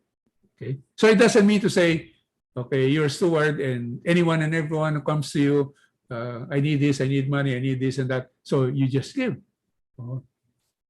You might quickly run out of what you are steward of. So if this belongs to God, how does God want me to make use of what I am a steward for? So that also has to come into the picture. That's why at times you might say, well, okay, here's a person who is in need, but it's questionable whether give that person a little bit of money will be used to good or just for liquor or drugs or whatever. No? So you're a steward. You cannot even be a collaborator in what could be evil. So you also discern. But what it also just means is we don't just enjoy for ourselves what we call our own, because it's not our own, it really belongs to God. So the very challenging aspect of poverty, and the ideal is that no one is in need. Not that no one is poor. You can still be poor, but you are not in need. Now, unfortunately, many of those who are poor are also in need. But if they can be helped with the basic needs, and hopefully a little bit more than the basic needs, then that is what is important. And again, a wrong goal in the world might be to eradicate poverty. You said the poor you will always have with you. And it's not eradicate poverty. That should be the goal. The goal should be do justice. And when you act justly with all the right Christian principles, then poverty will be addressed. And people will have what they need to live a life of dignity. And that's why also the culture of death that we often have been speaking about can never be acceptable. That you promote abortion, contraception, divorce, euthanasia, homosexual relationships. That does not fulfill the justice of God. It's not what God intends. And those are actually great evils that are in the world. So, community pantry that has caught fire, which is a good thing in this country. And maybe, I don't know the intent of those who red tagged, who declared these community pantries to be communist work or inspired. Maybe it's that they could not distinguish between community pantry and communist party. Sounds alike, doesn't it? Community pantry and communist party. And if you take the word community and communist, it all has the same letters except for one letter. The Y in community and the S in communist. And I'd like to end with this. The Y in community stands for Yeshua or Yahweh, Jesus or God. It's very, very Christian. And the S in communist stands for Satan. Totally contrary to the works and values of God. So you see, we started saying there are many things that can be similar. There are many seemingly principles that look similar. There are many words, whether it's equality, fraternity, liberty, that are similar. But it's when you get down to the nitty-gritty and how all of these things are handled or brought forth, that makes all the difference. What seemed really similar on the surface turned out to be diametrically opposed. And two kingdoms actually at work. That's why also it is so very, very important for us to know who is our Lord, what is our Lord teaching us, and how is the way to go in our life in the Lord, in the world. So that indeed, hopefully, this valley of tears will reflect more the righteousness and justice of God. Amen. Okay, let's see. Futuristically, what role do AI, artificial intelligence, and robotics play in agricultural, industrial, medical, robotics, manufacturing, and other sectors of society, etc., etc., etc., in poverty alleviation and societal and economic change? Big difference in societal change. It is overturning. You know, someone like me, I consider myself fortunate because in my younger years, you know, television was not yet developed and many of these things. So I saw the development, you know, and it's amazing in such a short period of time how so many of these technological achievements, and there are more. We know that there are more. So it is radically changing society. It's radically changing how people relate to one another. There are good things. There are bad things. You know, internet can be very good, and you know we precisely are here because of the internet. It can also be very, very bad, and all of the things that are there. So the challenge is, how do you maintain the Christian perspective in all of this? Because part also of the temptation, when you have such great technological advances and developments, it's one of the oldest temptations in the world, that people think they can be like gods. That's what the serpent told Eve. You can be like God. You know? And when people, you know, they're now trying to do things about the DNA, and robots are becoming more and more seemingly human, and they will inject maybe later even feelings into all of that. It can be scary at times also, what it can all lead to. But undoubtedly, all of these things are significantly altering society and the way that we are living. And I think much, much more challenging in living the Christian faith. And people will always say, that's old hat, you know. And they always say the tension between science and faith. Actually, there's none, because it's all of God. What is science? Discovering the realities in the universe, whether it's about gravity or whatever it is. All of that God created. There is no conflict. But people in the world think, you know, if you're a person of faith, you're someone who cannot appreciate science. You know? But more and more, we actually are discovering like the wonderful design of God, even among creatures and insects. You know?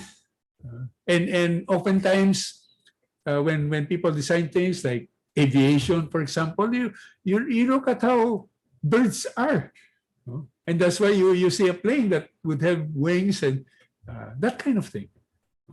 And the challenge is, in the face of technological innovation and new things coming up, you know, people thinking more and more, I can be like God.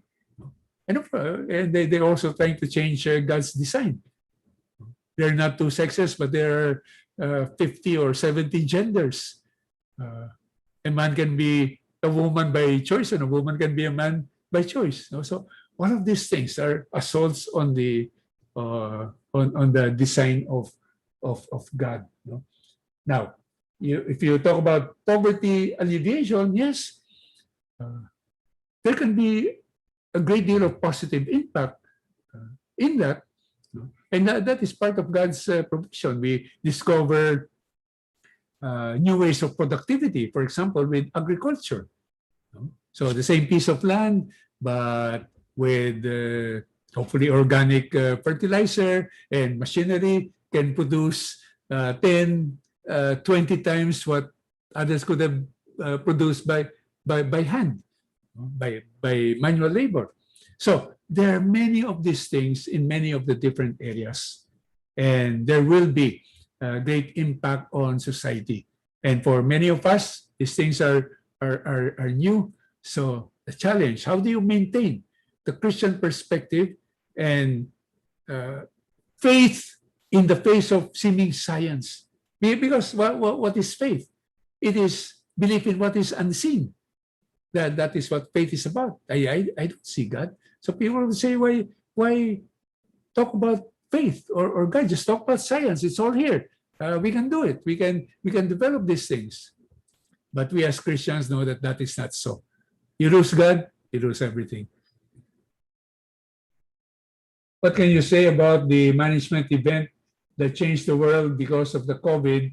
Is the global corporation, CEOs, stockholder, capitalists, are they threat to democracy, human rights, political rights, religious rights, mostly for Christians, and changing it to technocracy 3 to 10 years from now, and plans to control the world? Okay. Big, I don't, not even debate. They don't think really people are debating, but many trying to understand what really is going on. Because there are those who are concerned about really powerful people and institutions working at what is called the New World Order. And this is for me, this, some might have good intentions. I don't really know. I don't want to judge them.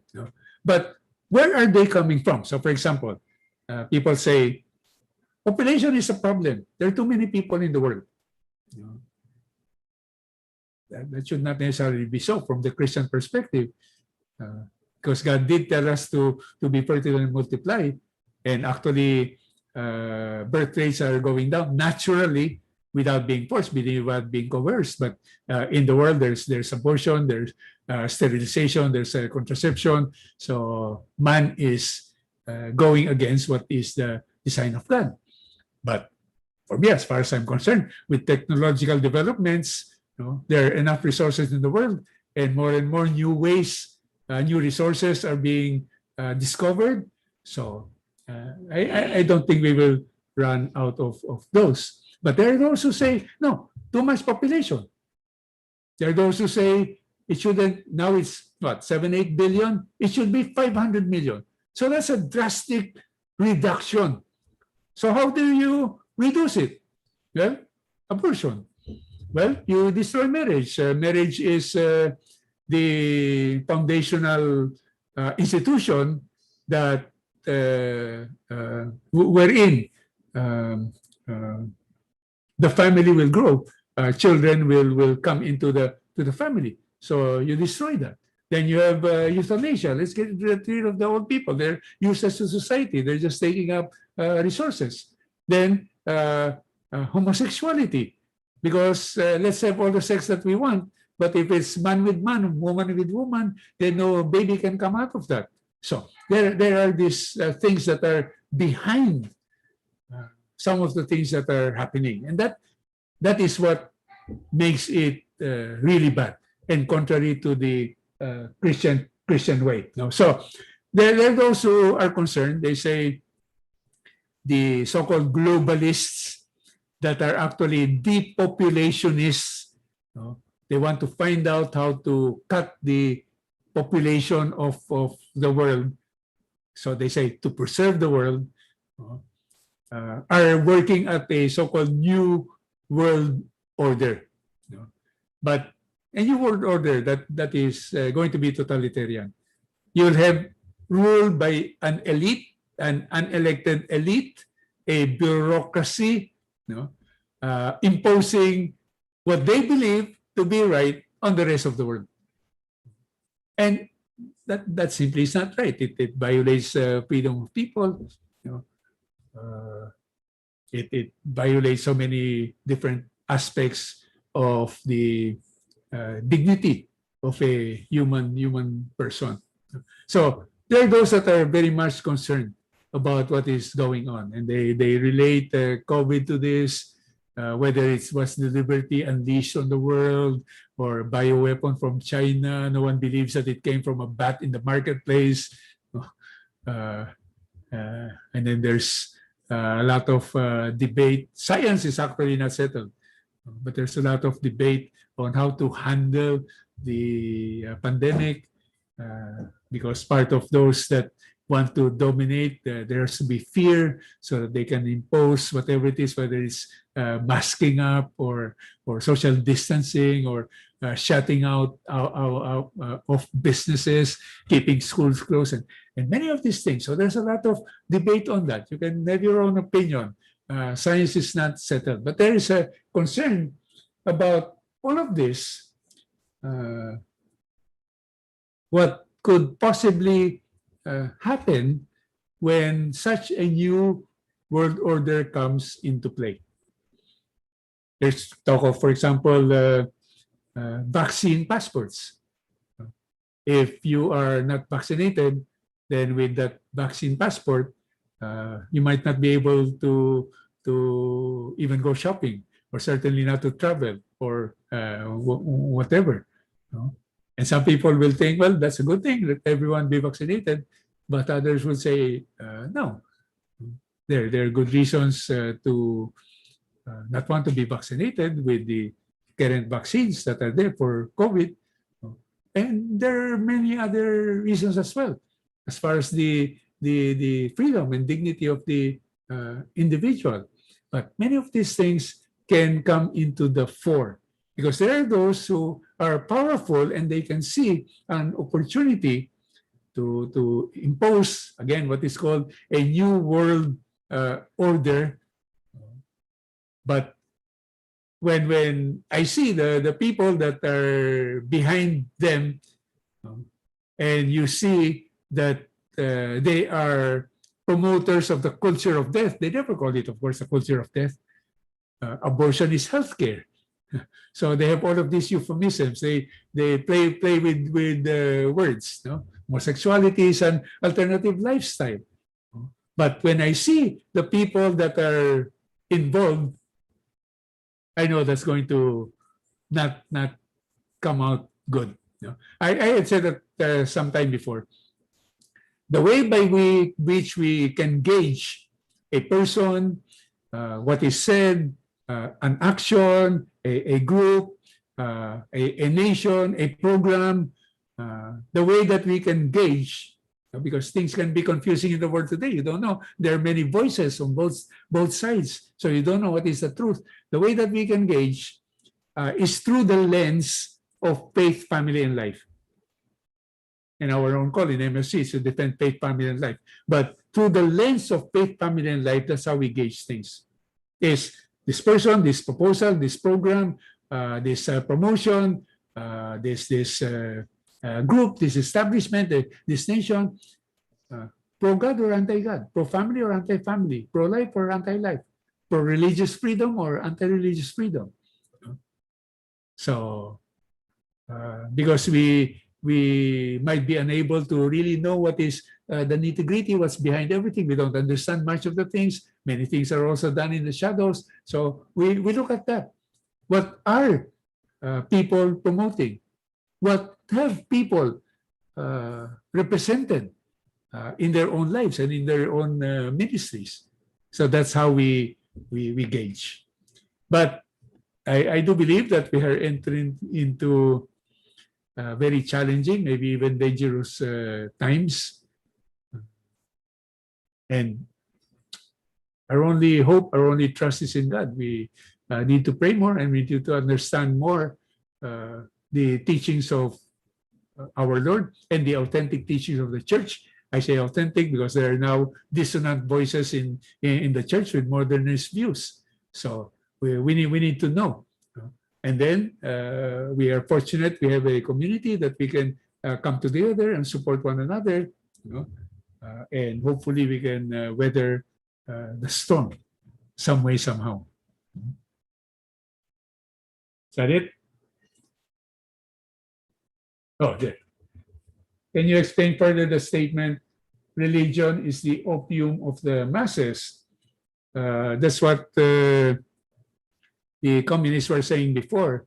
Because religion, again, is faith and trust in God. So never mind if you're poor, but just put your faith in God. And if you're suffering, you endure it. So they're saying, no. So religion, that's opium. It desensitizes you. It makes you accept what you should not be accepting. It's the opium of the masses. So communists say, no, we're here to liberate you. And the way that we liberate you is to get you out of religion. And religion does not make sense. You believe in an invisible being, and that makes you just accept your sorry lot, and you shouldn't do that. I think that's what that means. And of course, it's not true, because authentic religion, and we're talking about Christianity, is key to living a life according to how God has designed it.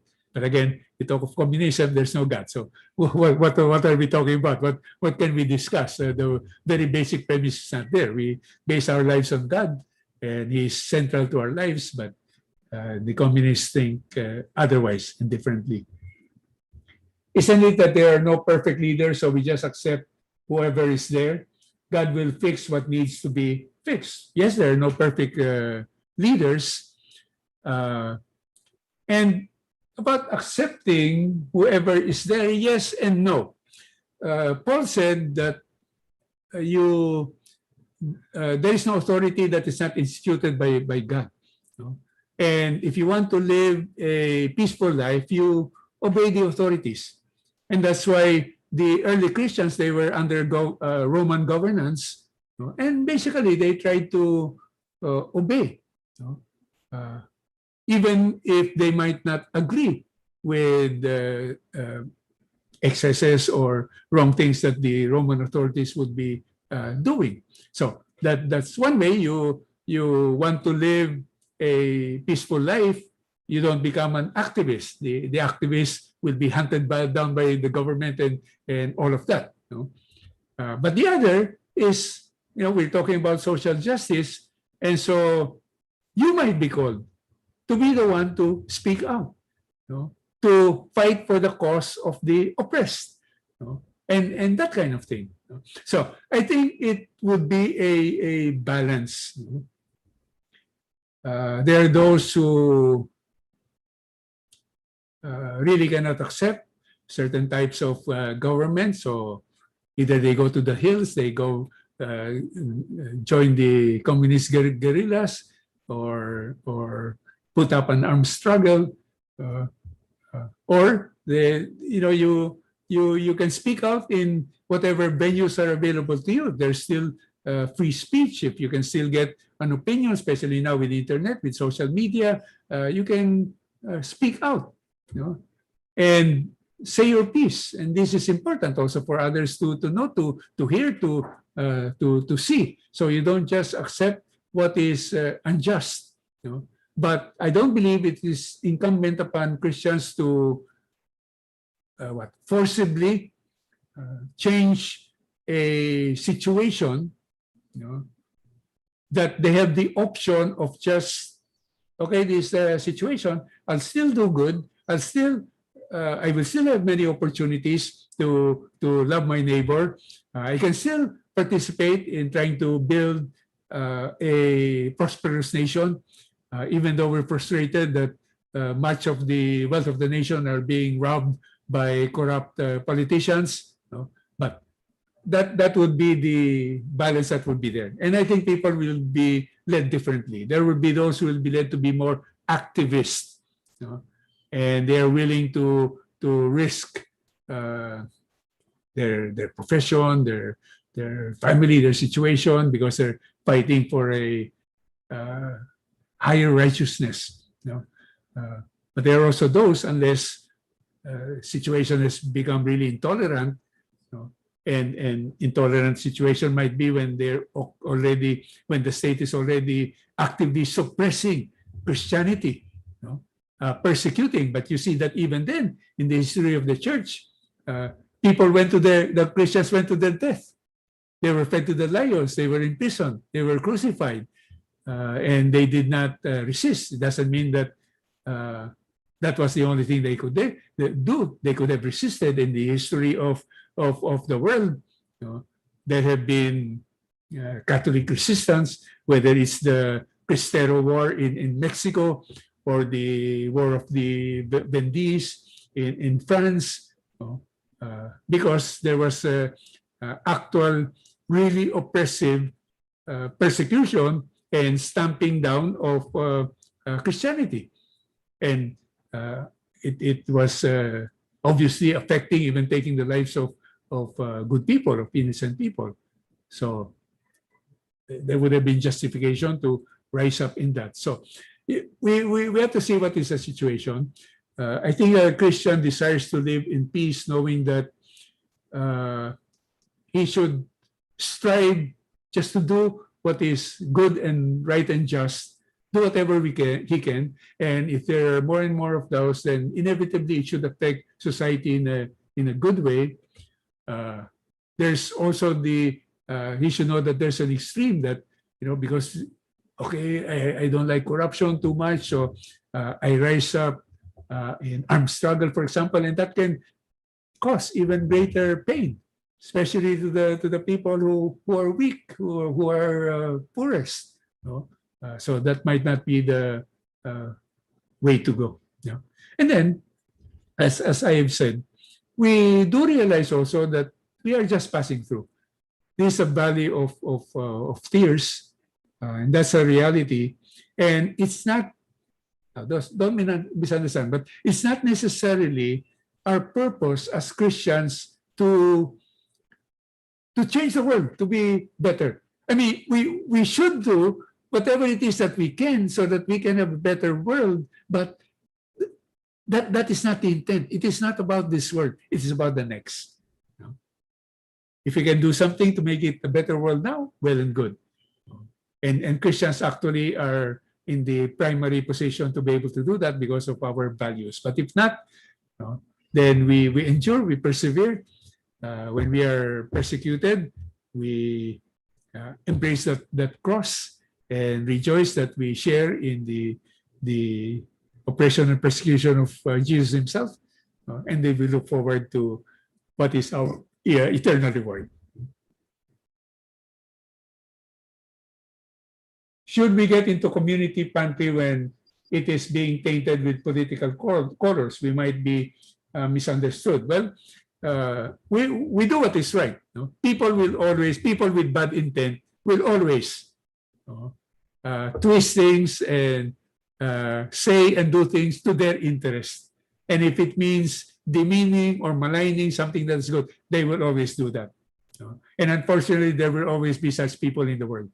So we cannot say, because they might do this and we will be misunderstood, so let's not do it anymore. No.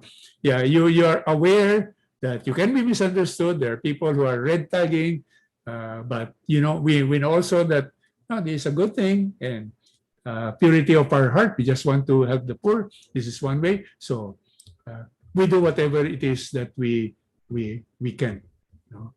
And of course, we trust in God to protect the people who bring forth His righteousness in the life of the world.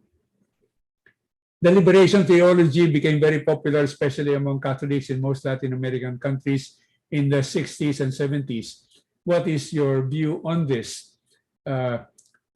Again, because from what we've been talking about, there's so much similarity between Christianity and communism, socialism.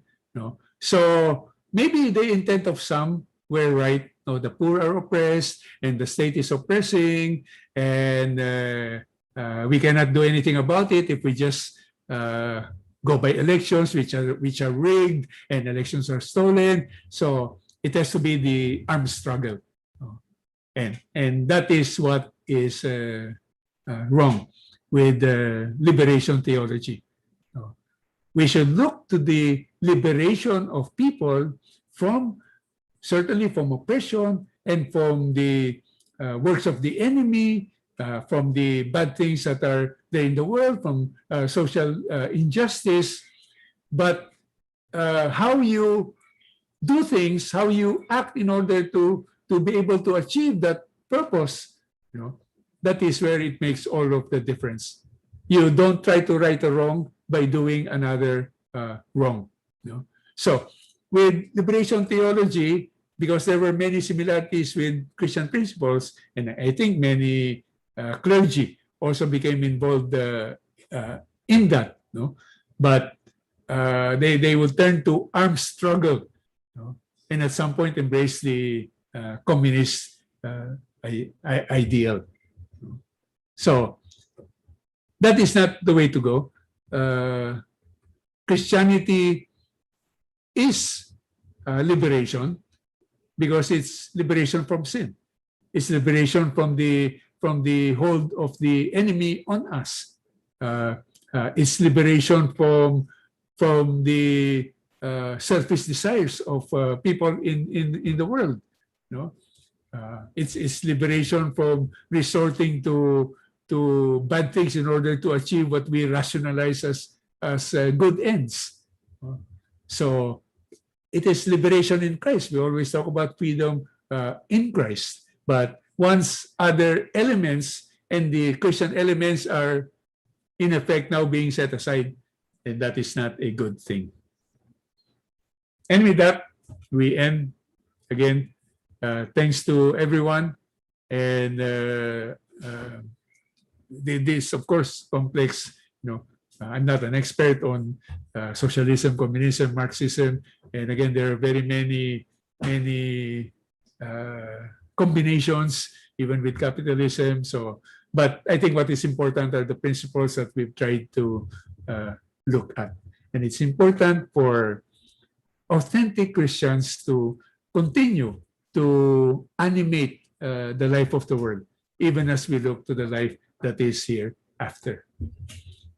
God bless you all.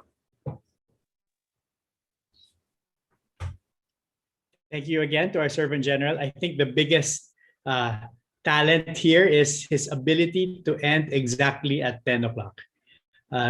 With the talk itself, with all the questions and all the answers, exacto, 10 o'clock. That's a talent we all need to learn. So thank you. And for all, it's really an enriching talk. And he said he's not an expert, but we still learn so much. And it's a start of reading up on things and learning more for ourselves so that we really know how also to answer in the Christian way, answer in the MFC way. We started our own community pantry here as well in our village, and also we're giving to our parish. So, and with the long lines that are out there, that really people really need help. So any help can go a long way. Okay, let's go to some announcements, and I think one of them will be about the community pantry. Okay, that's me. Hello? There's an echo. Or is it just me? All right. Okay. So then the teachings, we have our monthly Monday teachings every second Monday of the month. So make sure that you attend our second Monday of the month teachings. The next one will be in this coming May. It's at 8 p.m. You can join via Zoom, via Facebook Live, or via YouTube. Just like now, except there's no Zoom now. But on our monthly teachings, you can join via Zoom so you can interact with our hosts and with the speaker as well. Next. Okay, Brew Matters every Monday. This is a really fun show to watch. Every Monday at 8 p.m. on the LCSC Facebook page. It streams there live. Get your cup of coffee, iced coffee, hot coffee, whatever coffee, and talk to their guests every week And it's very, very interesting, very fun, and you really learn a lot. So thank you, Germer and RJ, for being our MCs, being our hosts for Brew Matters. So brooders and sisters, come join every Monday. And the new evangelization conference is coming up. So close already. In a month, May 21 to 23. Save the date. It will be on our social media sites. So save the date, May 21 to 23. Make sure, well, we're still at home, so make sure you're at home for this so you can watch. And here it is, community pantries. So No One in Need, MFC, LCSC are putting up community pantries in different areas of NCR. So if you want to donate in cash or in kind, just contact either MFC, LCSC, or No One in Need. The details are here, but since it's just being flashed, you can take a screenshot, or you can just message the pages and let them know. So it's starting already this weekend in different places. For the drop-off points, you can see NCR East, we have 2 drop-off points, one in Marikina and one in Taytay. So it will go to the 2 different districts, different areas within NCR East. For NCR South, it's in Las Piñas. It's on the page also, so you can check where you can send your donations to. For the other areas, NCR Central, it's in Bambang Taguig. And in North, it's in Pasong Tamo, Quezon City.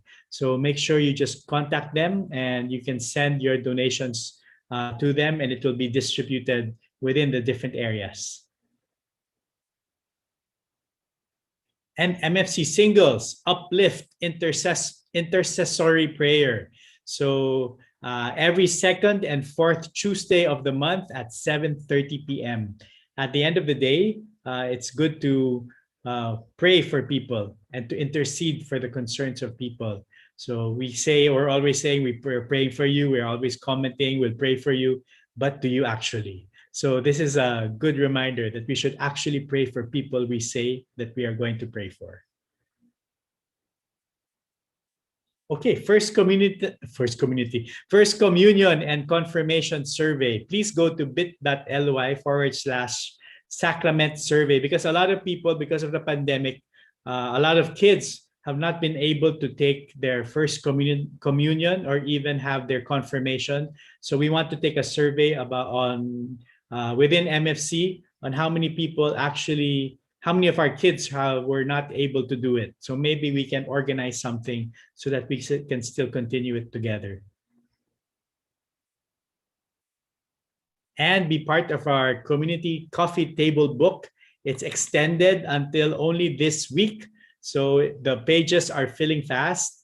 So if you still want to be part of it, show your area, show your household, show your family, greet MFC 40 years. So please contact Bea Bonjibod at missionaryfamiliesofchrist.org, or go and fill up the form bit.ly/MFC40CTB. Avail na. Okay, full page, half page, quarter page, and a name page if you just want your name there. So you have a lot of options. And what's this? Promote your business online. So we can promote your business. As of now, there are a lot of people who are doing home-based businesses. And we as MFC, we want to really push your home-based businesses so that you can reach more people. Our Facebook has, combined, we have Facebook social media reach of over 100,000 and all these other social media. So if you want to promote your home business, your businesses, just contact us and we can do it for you. Yeah. That was a good idea. Okay, Live Life webinar series, Mary and the Pro-Life Mission. It's on May 8th, 5 p.m. via Live Life's Facebook page and YouTube channel. So Mary, it's her month this May. So this is going to be one of the start of many, many teachings about her. And the virtual World Handmaids Congress is this weekend. Hopefully you're already registered. If not, you can still catch up. They have a lot of things planned, a lot of talks, workshops, so many activities, and it looks very exciting. There are so many people registered from all over the world. So make sure that you're part of it. Just go to MFC Handmaids and you can check there all the information. It's full of information already. So you can look and you'll be as excited as us. A journey of the heart. And that's the World Handmaids Congress shirt. It comes free with your registration. And there's also the 500 years commemorative t-shirt, which was what our Servant General was wearing, if you noticed. Catholic and grateful. And you can order it through the Signs and Wonders shop on Facebook. And the PFO workshops, the next one is this May 29. It's a music ministry workshop. During the worship workshop just last weekend, there were so many people who attended. And I'm sure music ministry groups, you would want to attend this, how to set it up even, or how to play online. You know, it's a different dimension. So please attend, block it off already. May 29, 2 to 5 p.m. And our MFC 40th anniversary celebration, June 21 to 27. It's coming closer. And we're so excited to celebrate 40 years. And it's going to be such a big celebration. And you'll be surprised, you'll be excited. So make sure you block that week off because it's going to be worth it. And the Virtual World Youth Congress Breakthrough, Sought, Sanctified, and Sent, July 16 to 18. Block it off as well. Get your youth, your young kids at home, young apo, grandkids at home. Make sure they register. You can already register for the World Youth Congress this July. Yeah, registration is now open. Where is the link? I don't know where the link is. It's not there. Just go to the MFC Youth page and you'll find the link there. It's only 150 pesos. And our new home for our mission, it's our home office building. We hope to start building it really soon, but we need your support. 1,000 pesos per member per year for 2 years will help us build the building. More or less, it will get the building built. But of course, if you want more, then we are very happy to receive your donation. Just contact us through any of our social media pages and we will get back to you on how to donate. The slides will come up next too, I think. Yeah, so you can screenshot this or you can just message us and we'll get back to you. So it can be through GCash, PayPal, bank deposits, any way you want to donate, we will accept.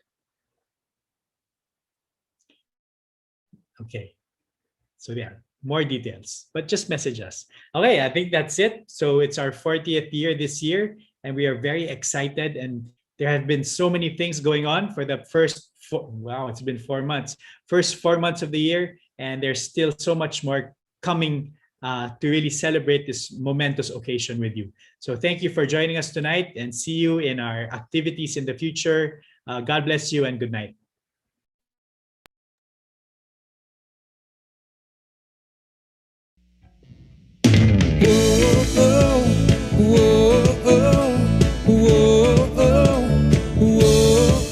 You have died for my sake, all my sin and my guilt. Jesus, you took them away. I was broken, I was lost, but you met me, restored me, reminded me of who I am. Nothing compares to the love you have for me.